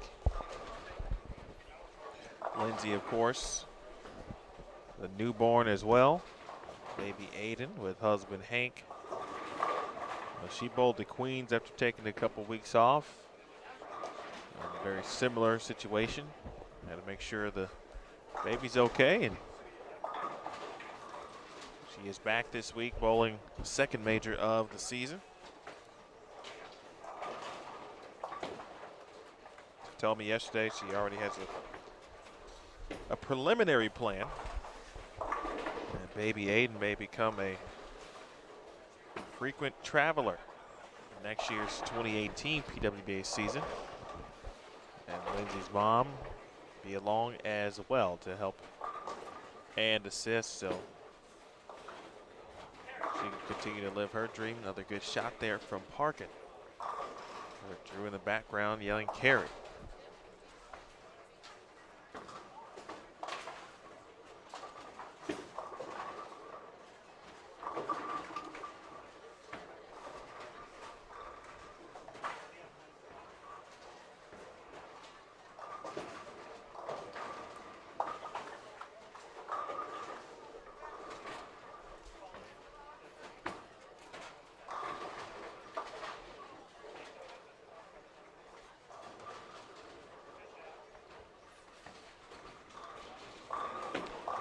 Earlier, there must have been some form of brief delay down on the low end. Of course, 37 and 38, just about complete with game number 4. Halfway home here on 35 and 36. Meanwhile, on 33 and 34, of course, he's just really getting underway in game number 4. So keep that in mind when we get to the end of the round in regards to how fast the scores will be updated before the break.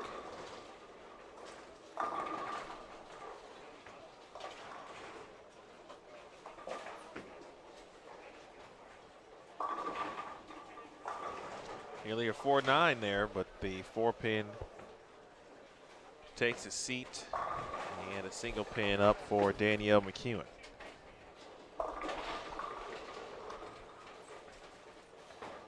DMAC, one of the bright young stars, not only in women's bowling, but in the sport in general.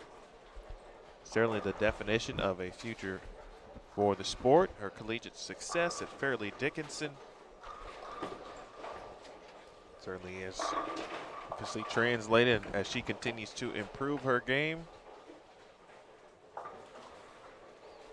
On the 2015 Smithfield Tour Championship. Seemed like she was just kind of winning everything overseas. Won the Wichita Open last year. Led the tour in match play appearances in 2016 as well, 10.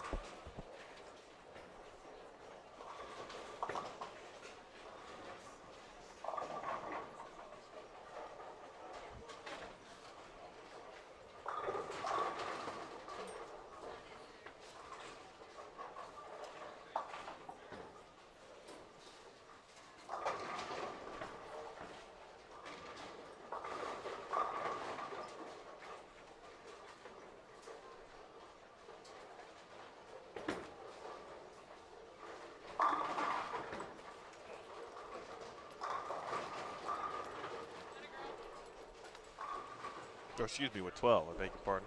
I knew that number wasn't right when I said it. It was 12 out of 13 last year for Danielle. Match play appearances. That's pretty impressive. Not as impressive as that shot there on 36.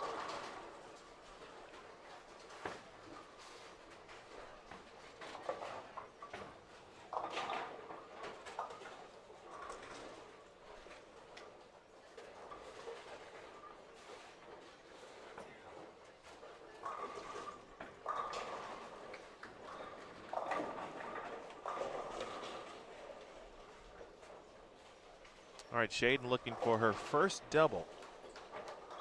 She is up on lane 35. All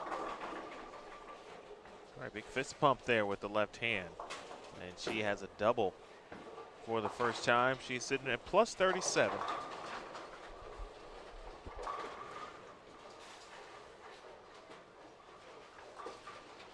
Again, big thanks to our co-proprietors here at the Ashwaubenon Bowling Alley, Dave Labar and Matt Orvis.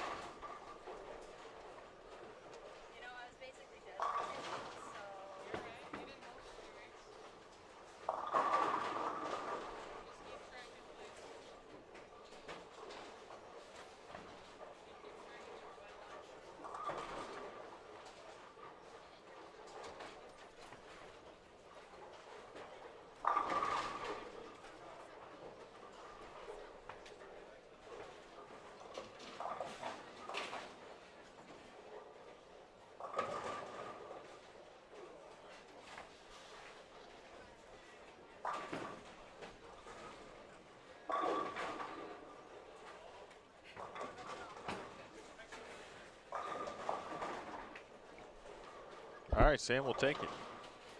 Needed a break, got one.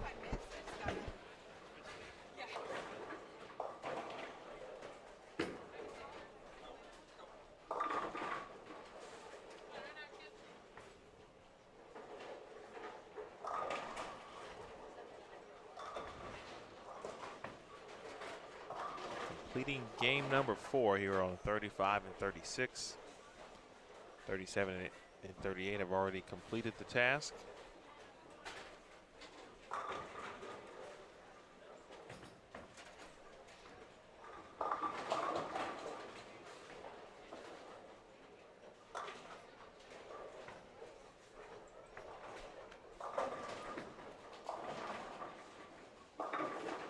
Wow.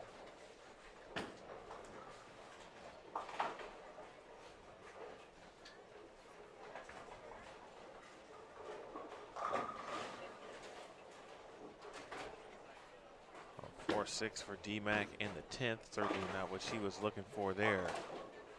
So the pin comes rolling from right to left. It may have taken out the 4 pin, but nothing doing.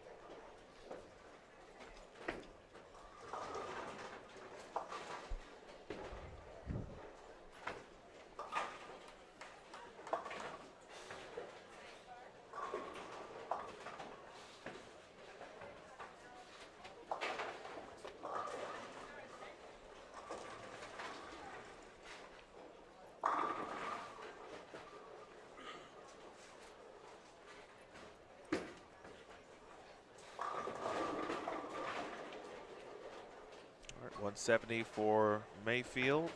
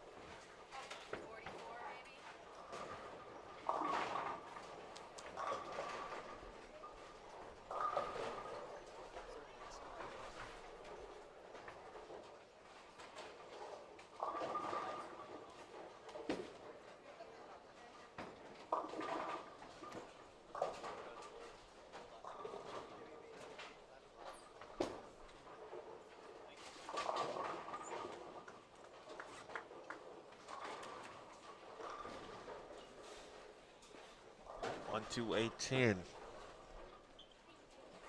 Shaden trying to convert the washout.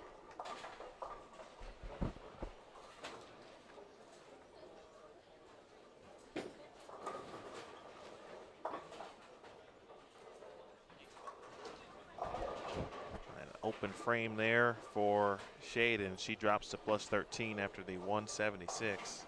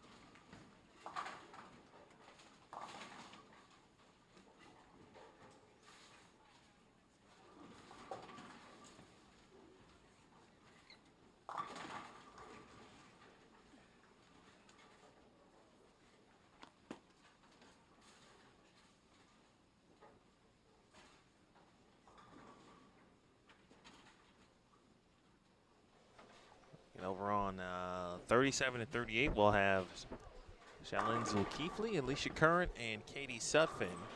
And after the delay in the break, 35 and 36, we'll be joined by C.T. Rockman, Rocio Restrepo, and Brandy Branca. In fact, they are here right now. And so as they get ready,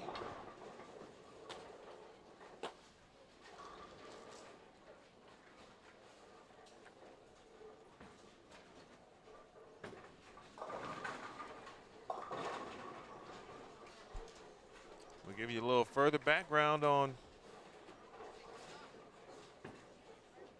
Rocio Restrepo.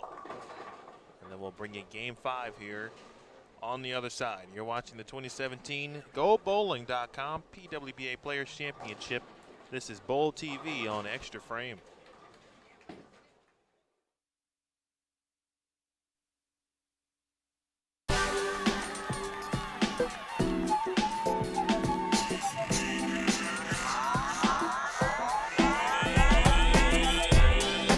I used to love like rollerblading.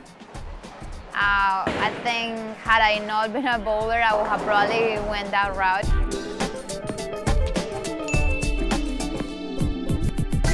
In in my town, there is one place where they make these wedding bells cupcake, and it's like my favorite.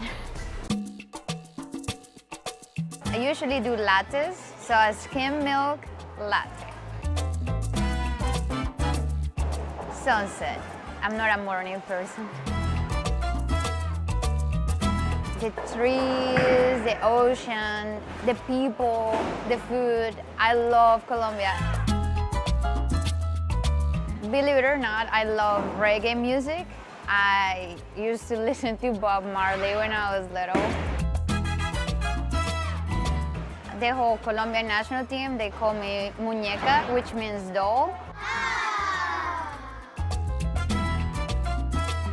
I feel like if I wasn't a bowler today, I could actually be in politics, or I could be a judge.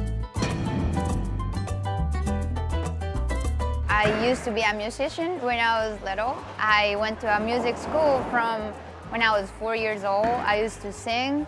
I can't really sing anymore because I don't really practice much. I used to play the violin. A lot of people don't know I have a sister that's gonna be a brain surgeon. I feel like if I give my best and I make people happy, I have succeeded. Because at the end of the day, people always remember how you make them feel. It's not so much about how many titles you won. I know that our society, unfortunately, is really focused on how much money you have and how many titles or how famous you are. To me, is when I see someone and I interact with a person, if I can bring a smile to their day and how I make them feel. So to me, that's success.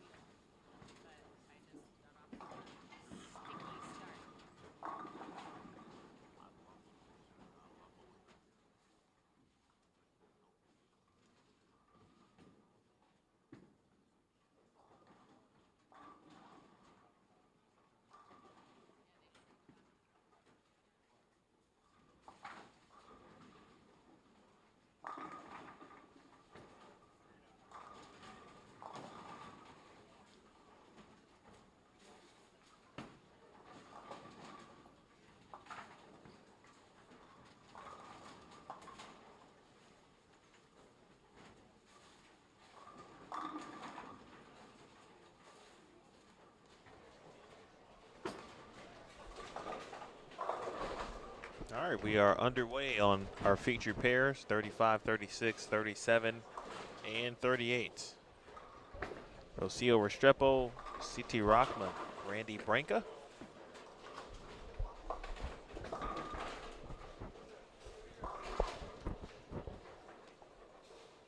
Restrepo Branca, your champion and runner-up, the Kulick AMF Sonoma County Open.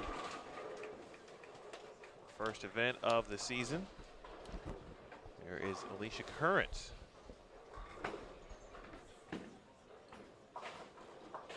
CE back out bowling.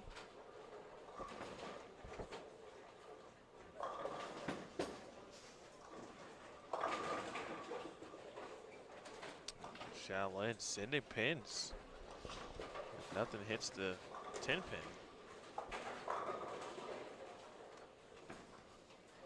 And a Rockman. CT will bowl on TV no matter what happens.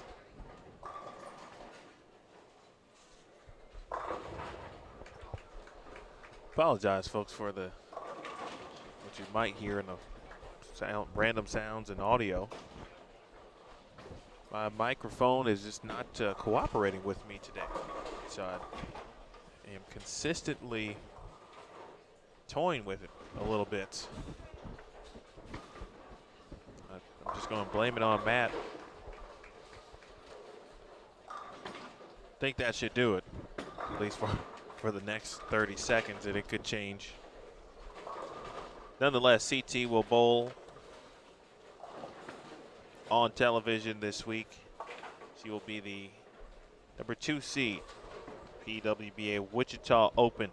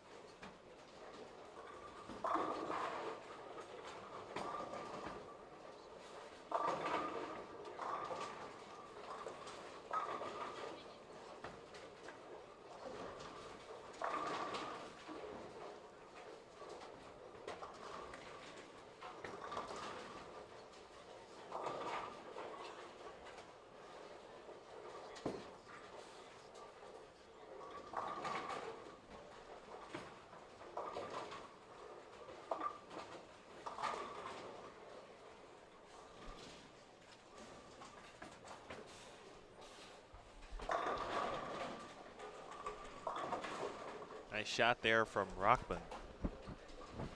CT, part of the 6-bowler contingent from Malaysia. She was on tour last season as well. After making the show in Wichita, she said this was a very important season for her in the sense because she had really worked on her game and was expecting a lot more from herself this season. Because this was her second year on the tour, having an understanding of the tour itself and the formats. And obviously, I don't know if they ever get used to travel, of course, but again, knowing what to expect in a sense in that regard.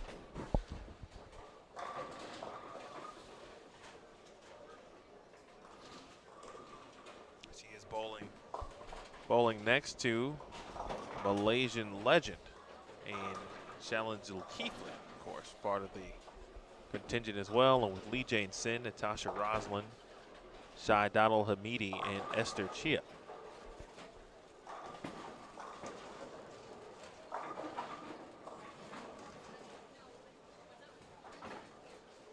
All right, Zulkifli, strike spare double for Shalin.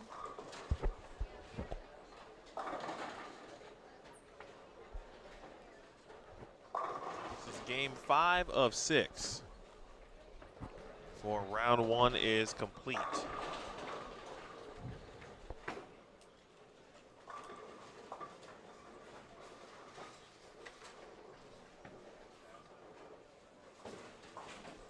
Looks like there is one pair waiting to complete game number 4. Or not waiting, but looks like they're in frame number 9. In game 4.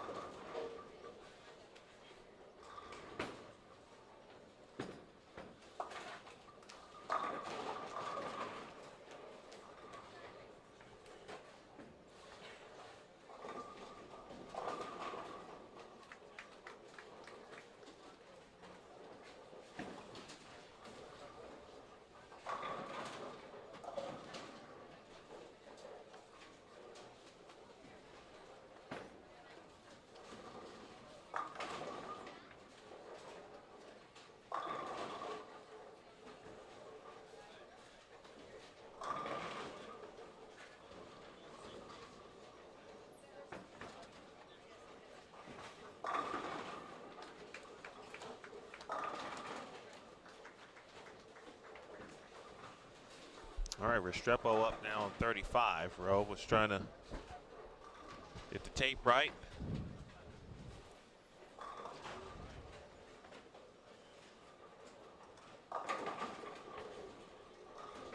Restrepo into fourth arrow here in game number 5. William Watkins is watching. Now the time to pay close attention to where players are playing. He mentioned, wondered what it would look like in game 5, and for the most part, we are here in that regard.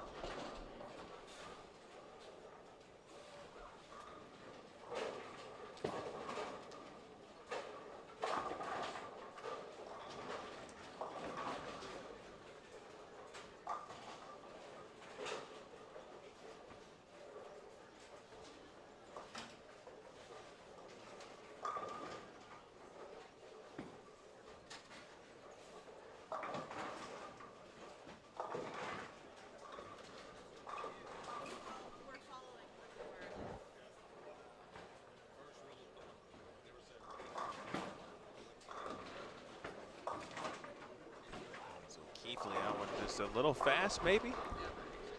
And she leaves a washout.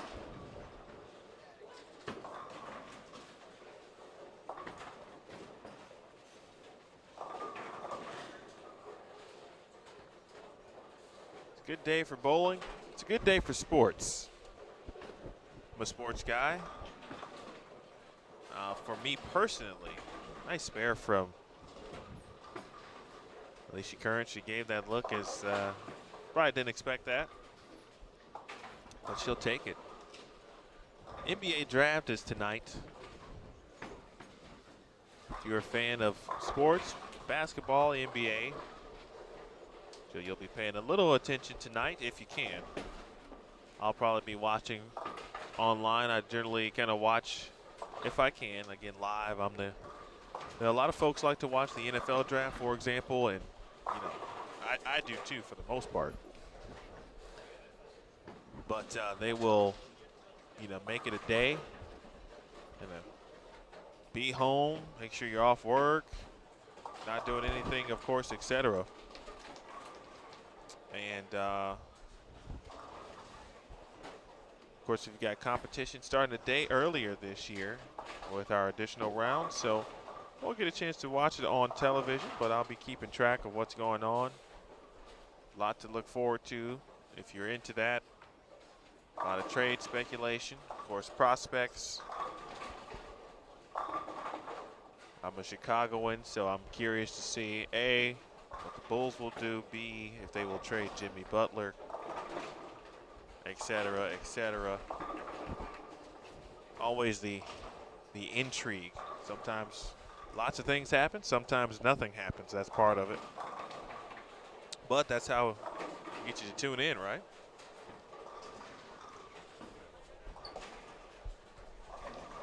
I would tune in regardless because that's my thing.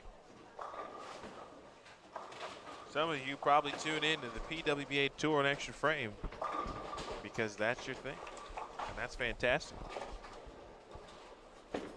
I know you don't tune in and listen to me. And I know you don't tune in to listen to Matt Cannizzaro.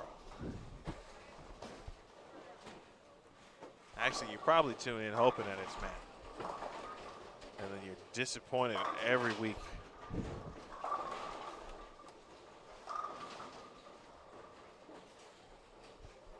I think it was 2 weeks ago we had the Jonesboro Open going on, PBA Extra Frame Jonesboro Open, and then we also had, that was on Extra Frame, then also on Bowl TV was the Senior Masters ongoing as well. So we had a lot of bowling that weekend, of course. Matt and Aaron doing their thing in Vegas during that week.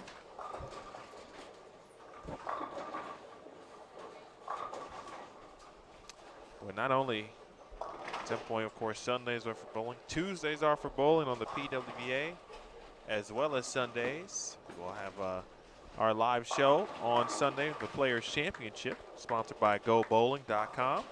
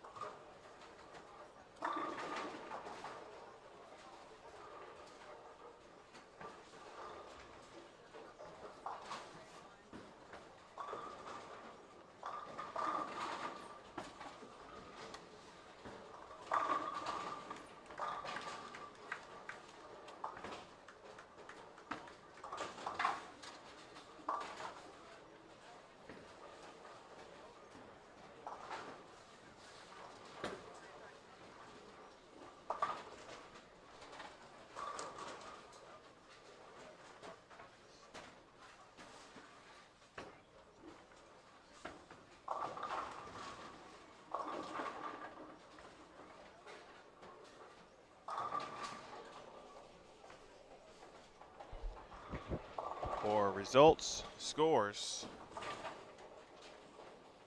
and live scoring. Be sure to check out pwba.com/live. Again, pwba.com/live. Got everything you need.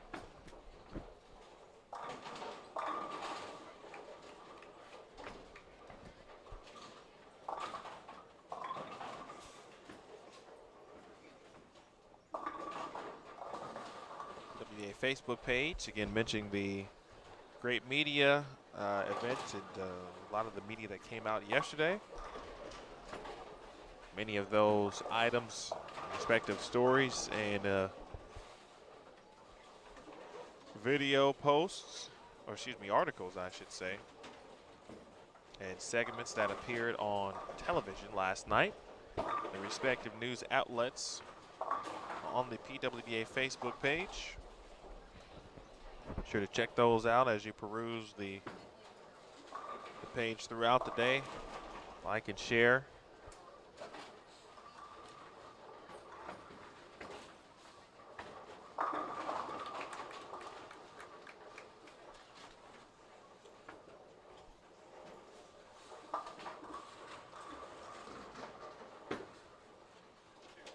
It's been a good week this week from that standpoint.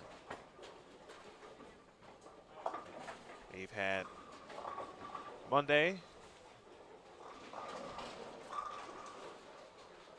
The week started out with an awesome TV preview.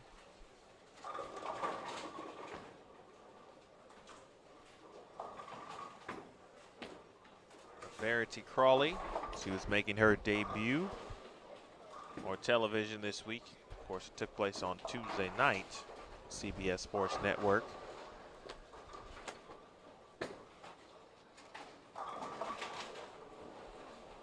Then, of course, on Tuesday, we saw Kelly Kulick climb the mountain and win her first PWBA title since the relaunch of the PWBA Tour.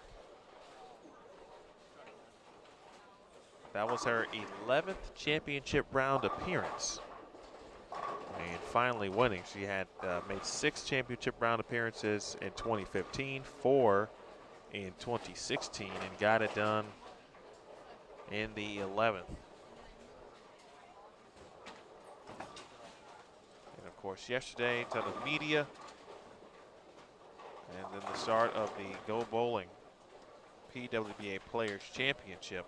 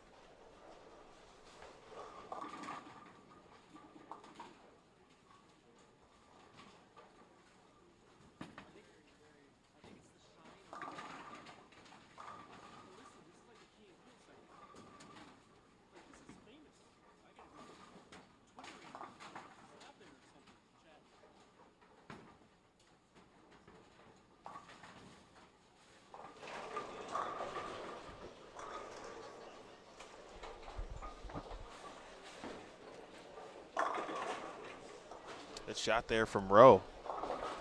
She wraps 10, exhales as she comes out the approach. That was a good shot and wanted it. And now 4 consecutive 9 spare potentials await her.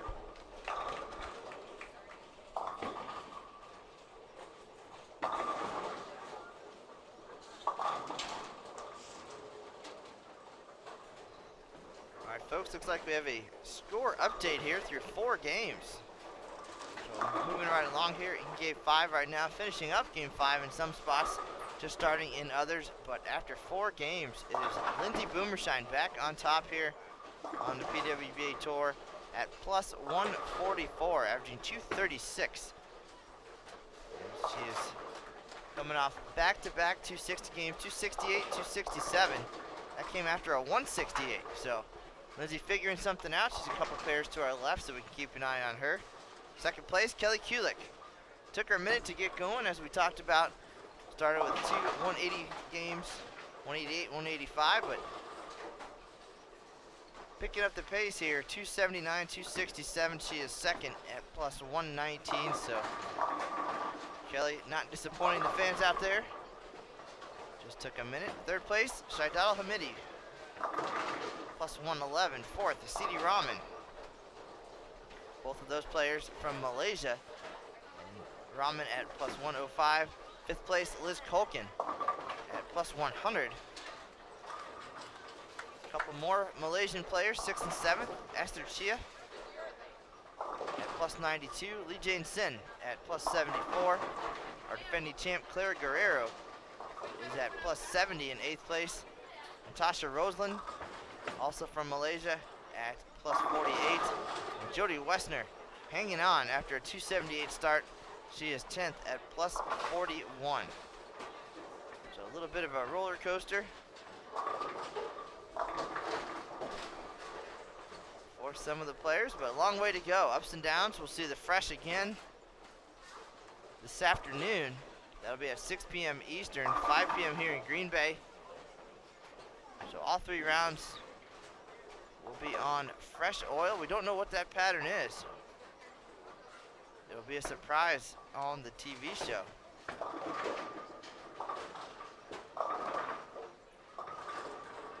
Either way, somebody will be the leader. We'll talk to that person. We'll get some video highlights and such for you for our social media, so keep an eye out for that.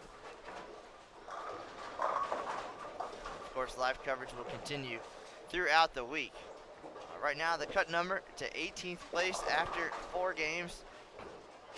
Miranda Panis of Canada at plus 17. But a handful of players, just a few pins back, and a long, long road to get to the top 18. 18 games will determine who will advance. Cash number right now is at minus 17. You can follow along with the scores. Again, pwb.com/live. All the details of this week's event. So check that out. If you have any questions, feel free to drop us a note on Facebook or Twitter, or send an email, call the bowling center, whatever you'd like to do. Get your question answered. We'll be glad to help. But right now, let's watch the final frames here of our featured pairs. To our right, Shalinzu Keefley, 211. Katie Sutphin, 179. Alicia Current won the very first event of the relaunched PWBA Tour back in 2015 in Sacramento. She can get to 196 with the strike here on the fill. And to our left,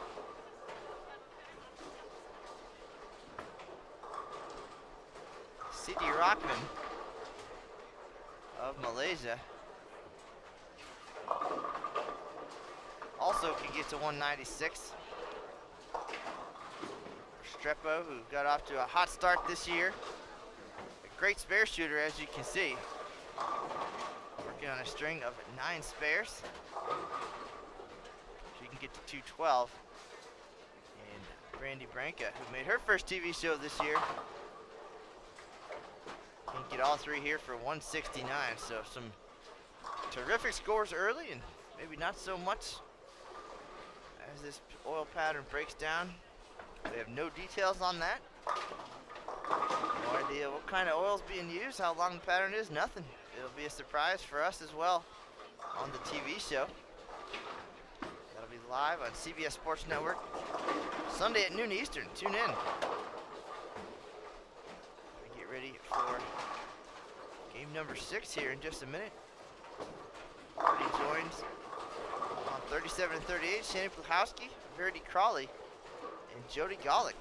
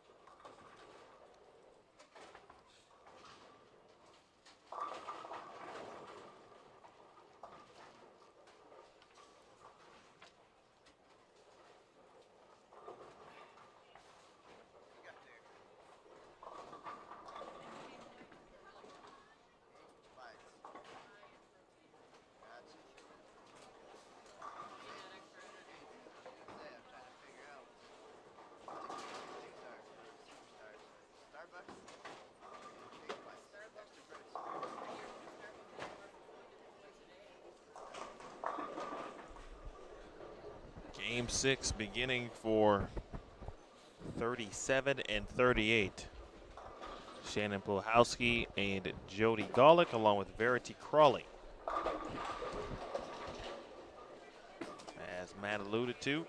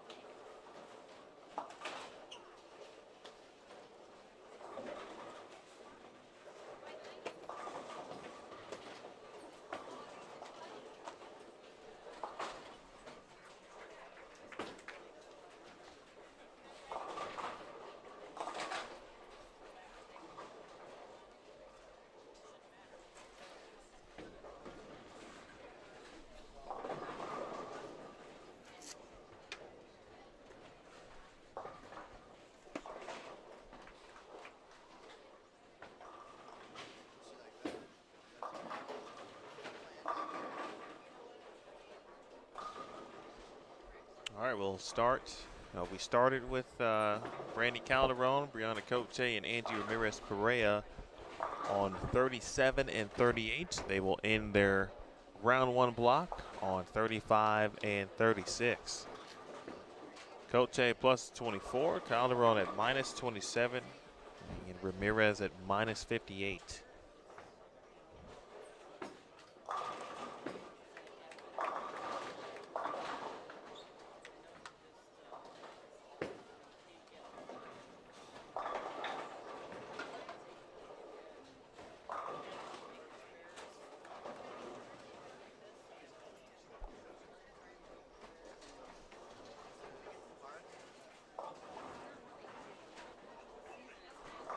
But Matt mentioned Lindsey Boomershine and who to top the leaderboard. A few struggles from 31 and 32 as she is about to complete game number 5. Max score of 179 left.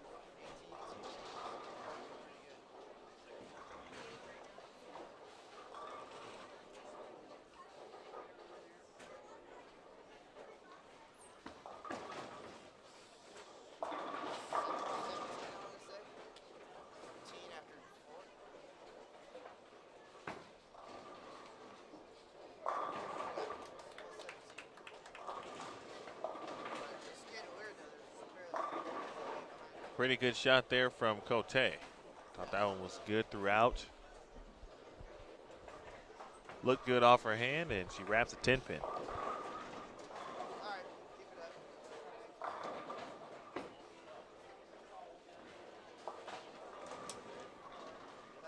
Leanne Holstenberg, so you can get to 232, just 2 are left on 33 and 34s. They complete game 5.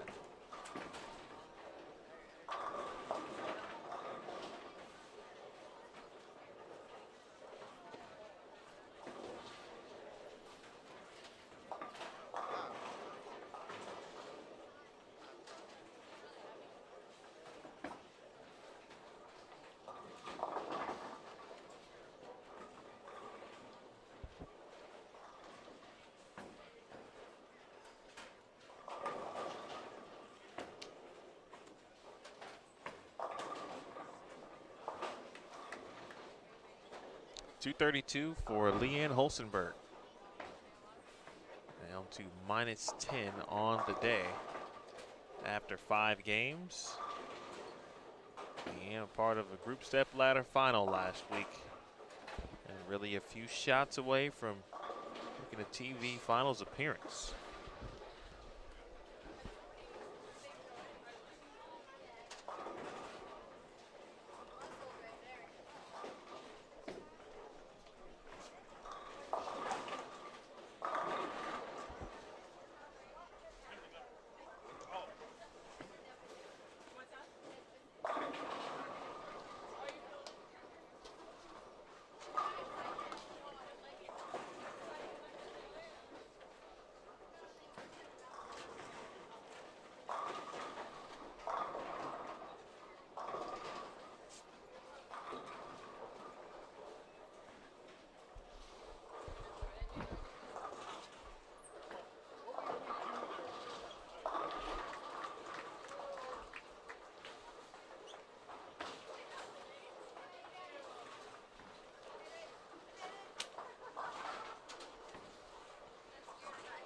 Brandy Calderon out there getting some dead wood, taking care of business.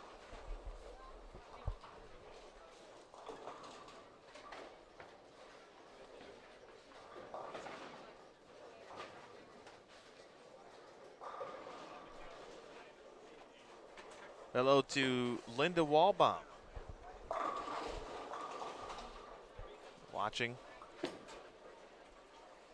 Linda unable to be at the event this week, so she is watching on Extra Frame. Her family often watches when she does compete, so thanks, Linda, for watching.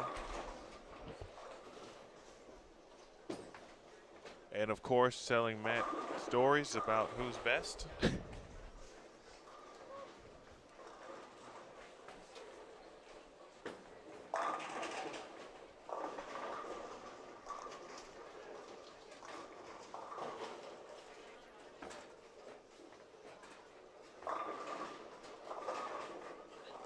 Wow, two identical shots I thought there from Cote. And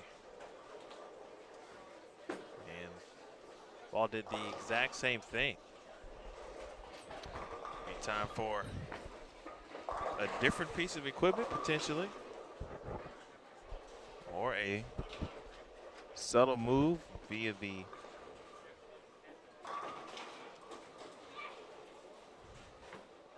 feet and on the lanes.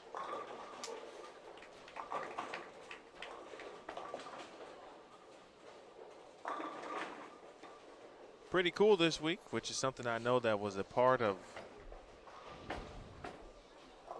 previous years on the PWBA tour in certain cities and venues. Youth bowlers, volunteers, for example, are ball caddies. A chance to help the players with their equipment, bringing them to pair, lane to lane. You're seeing some of the youth players having fun, enjoying their opportunity to really be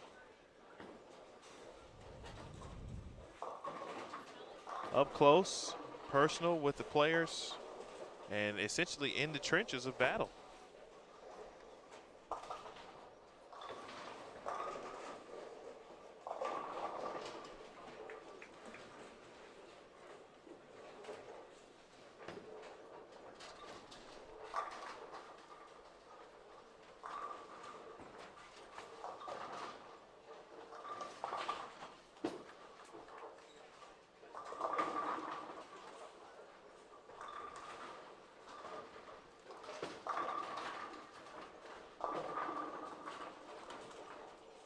Shout out to Sydney Brummett.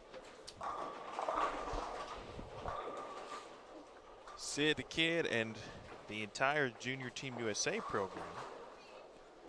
Watching from the International Training and Research Center in a rare break that they get at camp.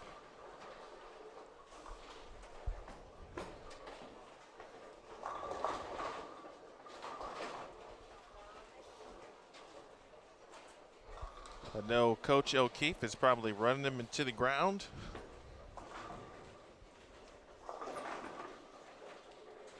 And Coach Ross and everyone there on site. That's a joke, but thanks for watching all. I hope camp is going well. And of course, we'll be here throughout the week, so obviously feel free to tune in. Actually, it's a must now. That you've already done it, so it's mandatory at some point for the rest of the week. You must watch the Go Bowling PWBA Players Championship Bowl TV on Extra Frame throughout. ITRC, of course, in Arlington, Texas. Junior Team USA and other programs, other countries have come over to utilize the best facility in the world.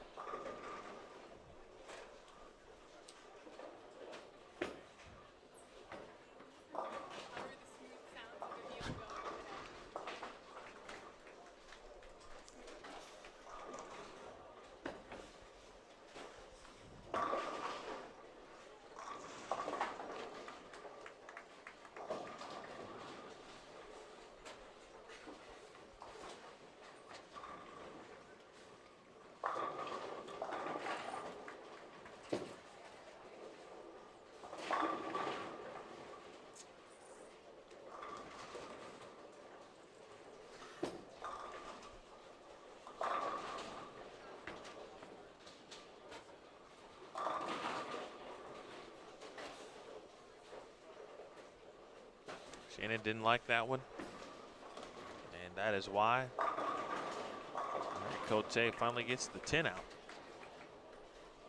So back-to-back ring 10s, now the double.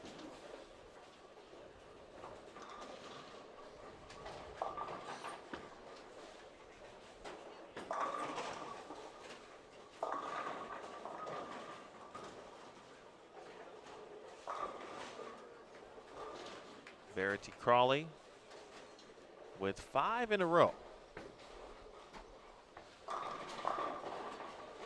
Tell you, Verity has really taken hold of this whole rookie thing.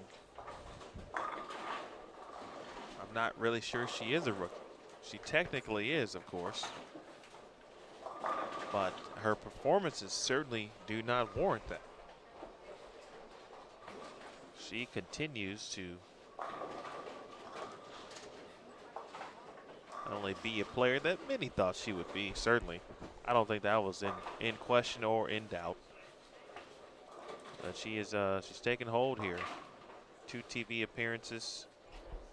We saw her on Tuesday, finished second to Kelly. She'll be the top seed for the Detroit Open. We'll be taping that, of course, this Sunday. It will air July 18th on CBS Sports Network.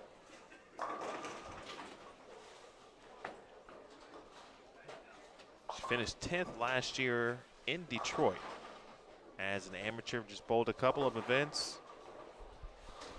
Had some success at the Queens prior to as well. And now this year, full-time member as Cote gets 3 in a row. Full-time on tour for Verity and already making the most of it. Of course, their collegiate teammate, Daria Pająk from Poland. By way of course, Weber International. Teammates there making the show in Detroit as well. So 2 Weber International former standouts there on the same show. They could potentially bowl one another for the title. Payuk, the number 4 seed. She'll have to run the ladder to make that happen.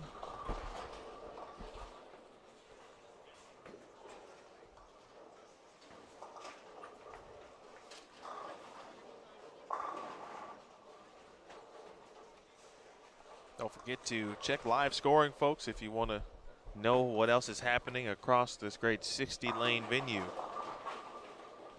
Here with the throwback nostalgic masking units. They don't make them like they used to.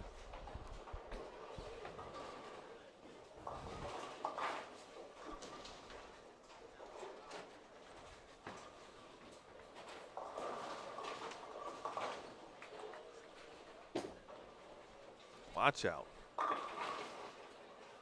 All right, easy makeable spare there for Angie, but of course that was a little bit outside. Looks like everyone has now completed game 5. Oh, maybe not. See, one pair still finishing things up in the 10th frame.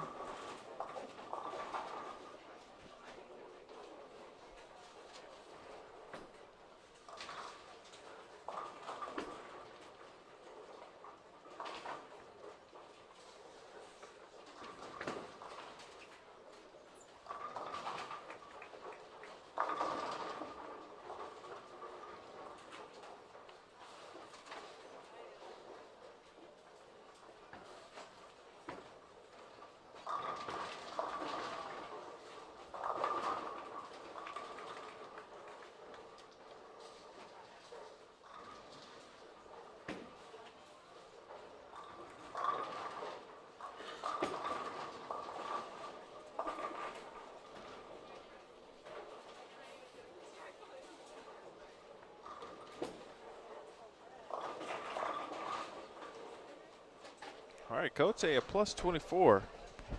3 in a row after the back-to-back ring 10s to start.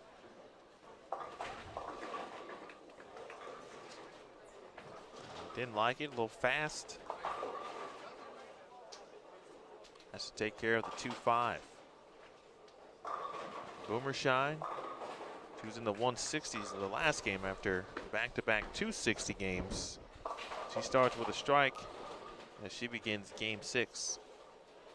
She is on 39 and 40.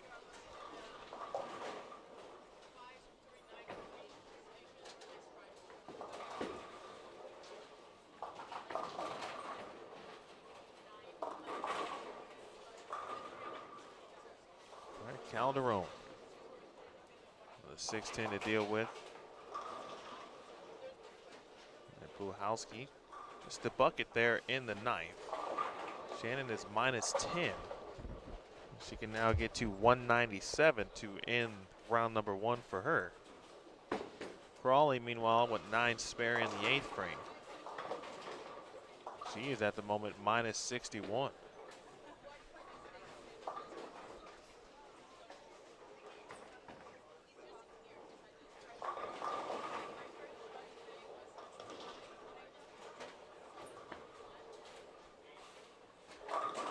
Oh, nice love tap there on the 10 pin.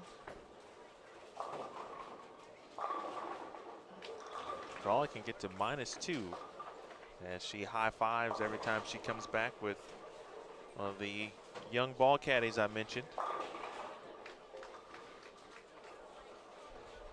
It's got to be a pretty cool thing. Imagine being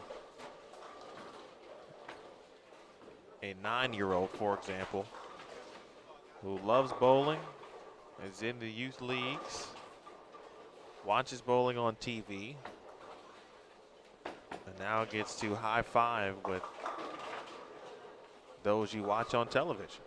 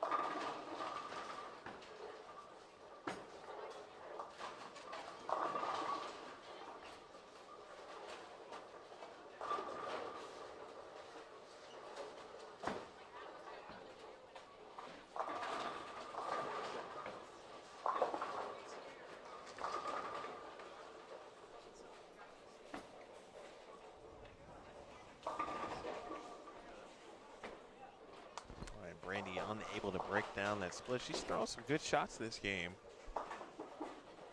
Just haven't seen the pins cooperate. Crawley, 10th frame. First one is a good one.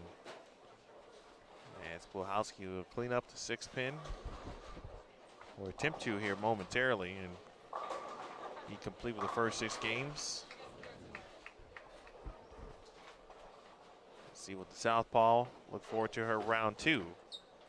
Well, she'll be negative for a few digits here.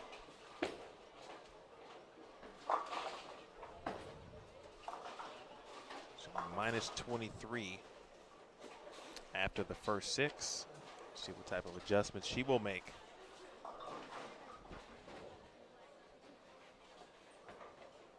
For round number 2.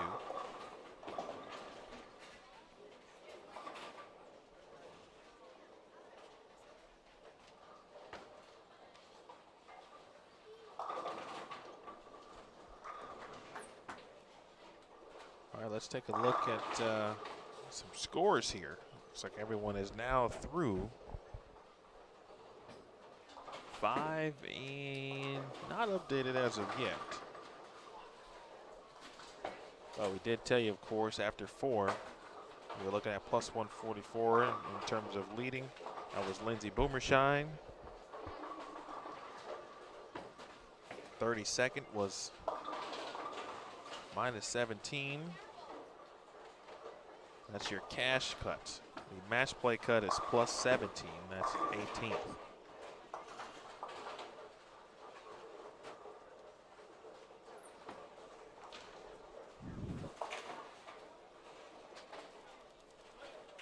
Nice game to finish things up for Crawley in round number 1. Jane Sin, paired to our left, started with the front 3. 9 spare, 8 spare, 2, 4, 5 in the 6th frame. That's got a hook. Overshine now with 4 in a row. Perhaps what took place on 31 and 32 was just a minor blip on the radar screen. Nice spare there from Jody Golick in the 10th frame. How about that?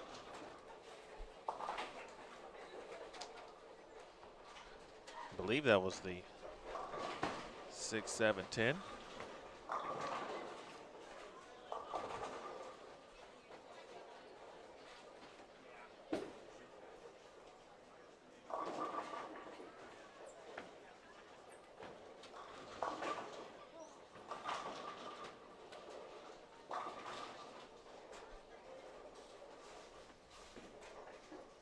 Well, let's see what we can do for you folks, because we've mentioned a few pairs have been a little bit behind, and so obviously we'll be done here with 37 and 38, 35 and 36, really 2 frames left. We'll try to give you a little bit of bowling remaining. Around us, the angle will be a little tough for you, but we'll do what we can.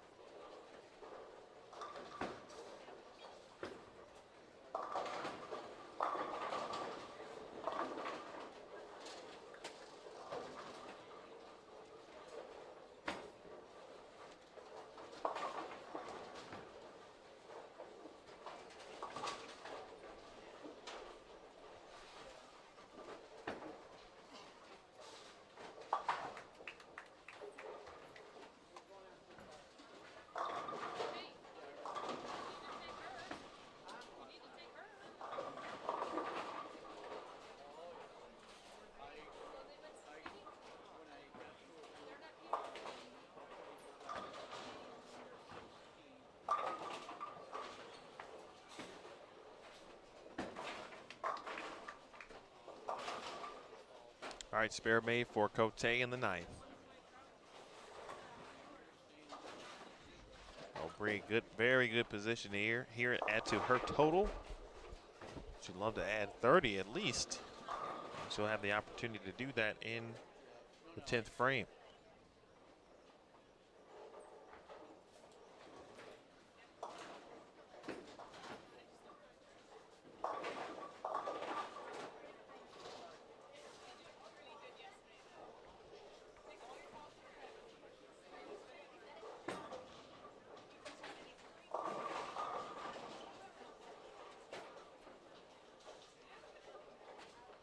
All right, Ramirez.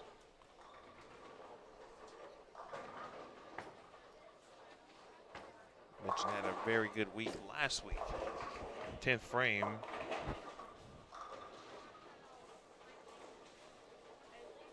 And a 4-6-10. 1-2 hour left. About done. And several continuing on here to our right as far as pairs can still bowling.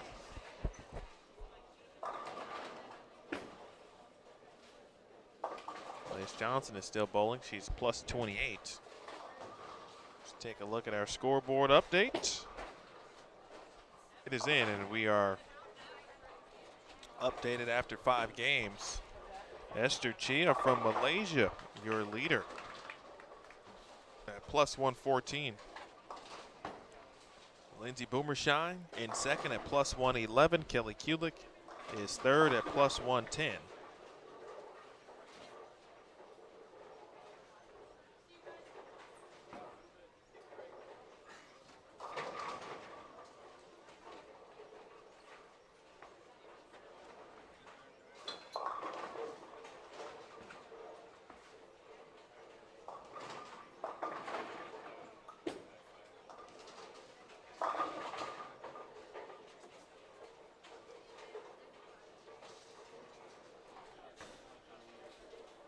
$182 for Calderon, $160 for Ramirez. Here is Cote, big shot. Teeing on with the standings. Kelly Kulick at plus 110 in third. Lee Jane Sin in fourth from Malaysia plus 100. CT Rockman plus 98 in fifth from Malaysia. So 3 Malaysia players in the top 5.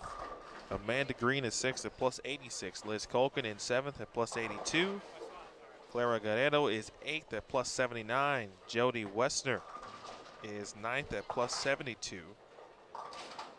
And Shaidal Hamidi, 10th. Cote high flush.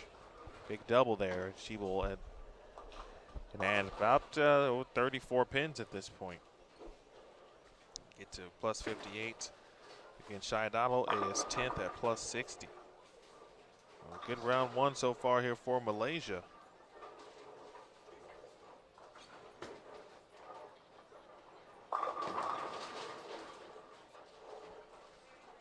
If competition were to end now, as far as qualifying is concerned, all 6 bowlers from Malaysia would be in match play.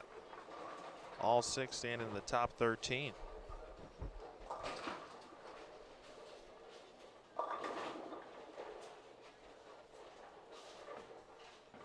Nice game there from Cote, 231.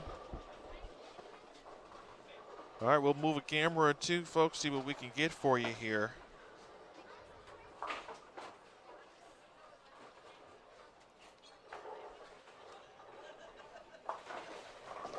Hold on just a second.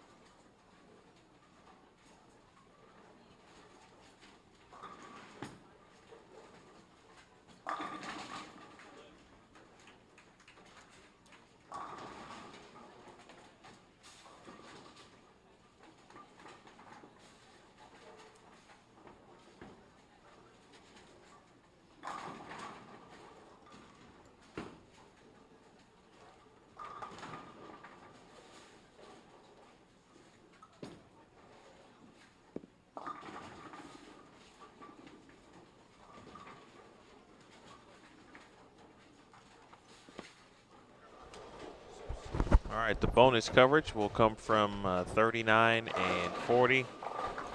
Natalie Cortez, Lindsay Boomershine, and Liz Colkin.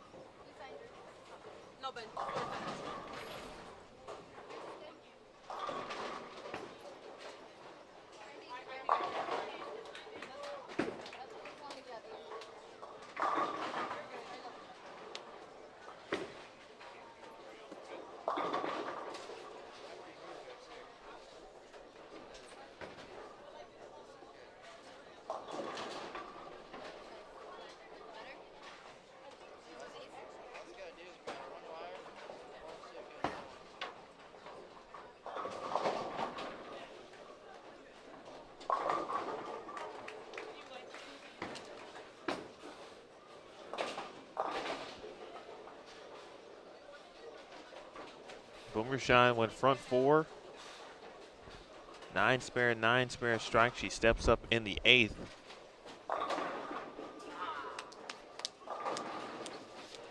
And a 10 pin.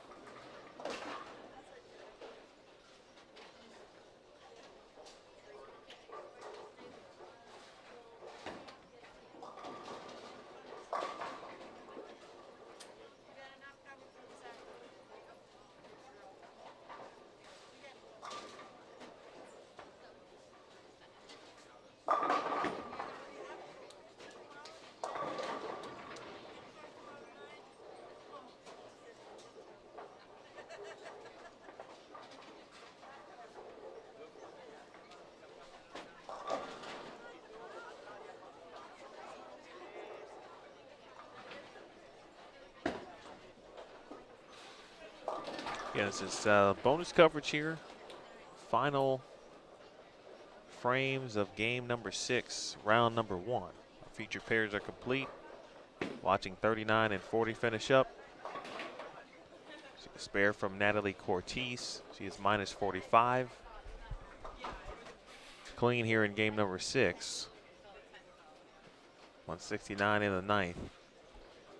Liz Culkin, the top of the standings.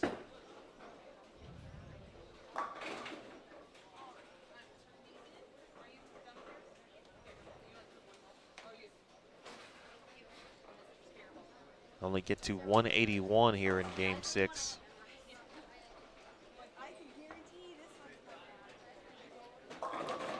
And a 4-9 for Boomershine in the 9th frame.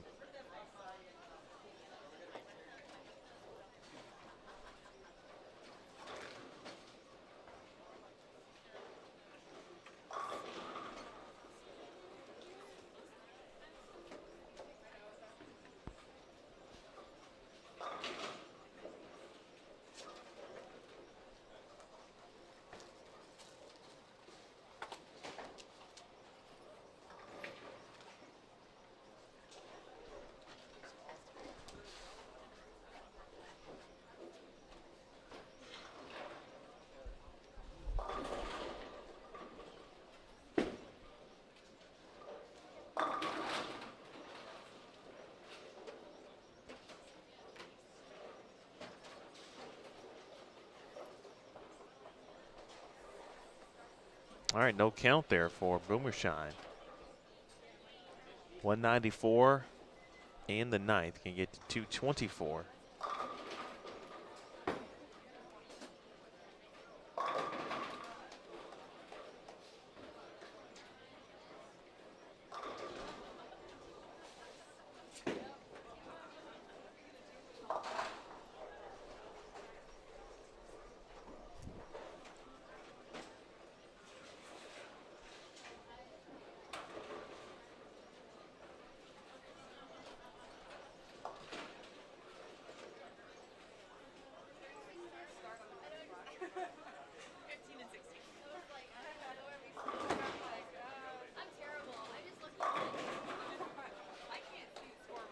Big double there in from Culkin.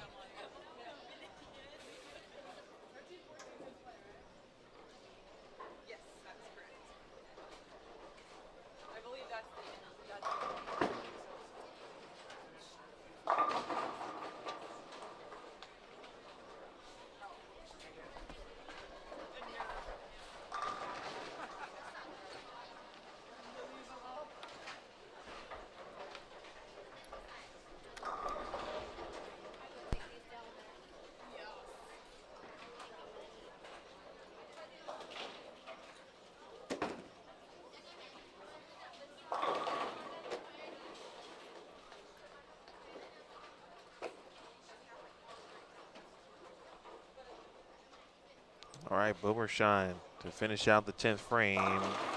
Good shot.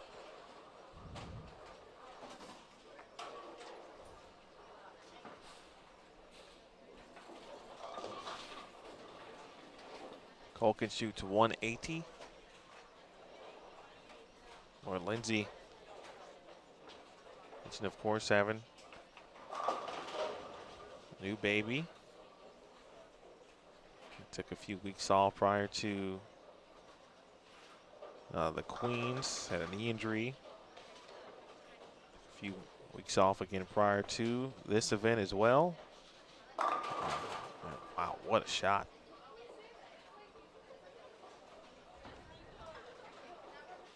But just like the Queens, she has started off qualifying in exquisite fashion near the top of the standings. She led for a couple days at the Queens during qualifying.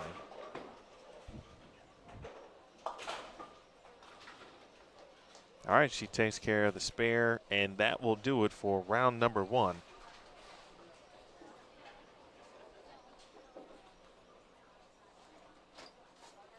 Here at the 2017 Go Bowling PWBA Players Championship. Appreciate everyone tuning in this morning.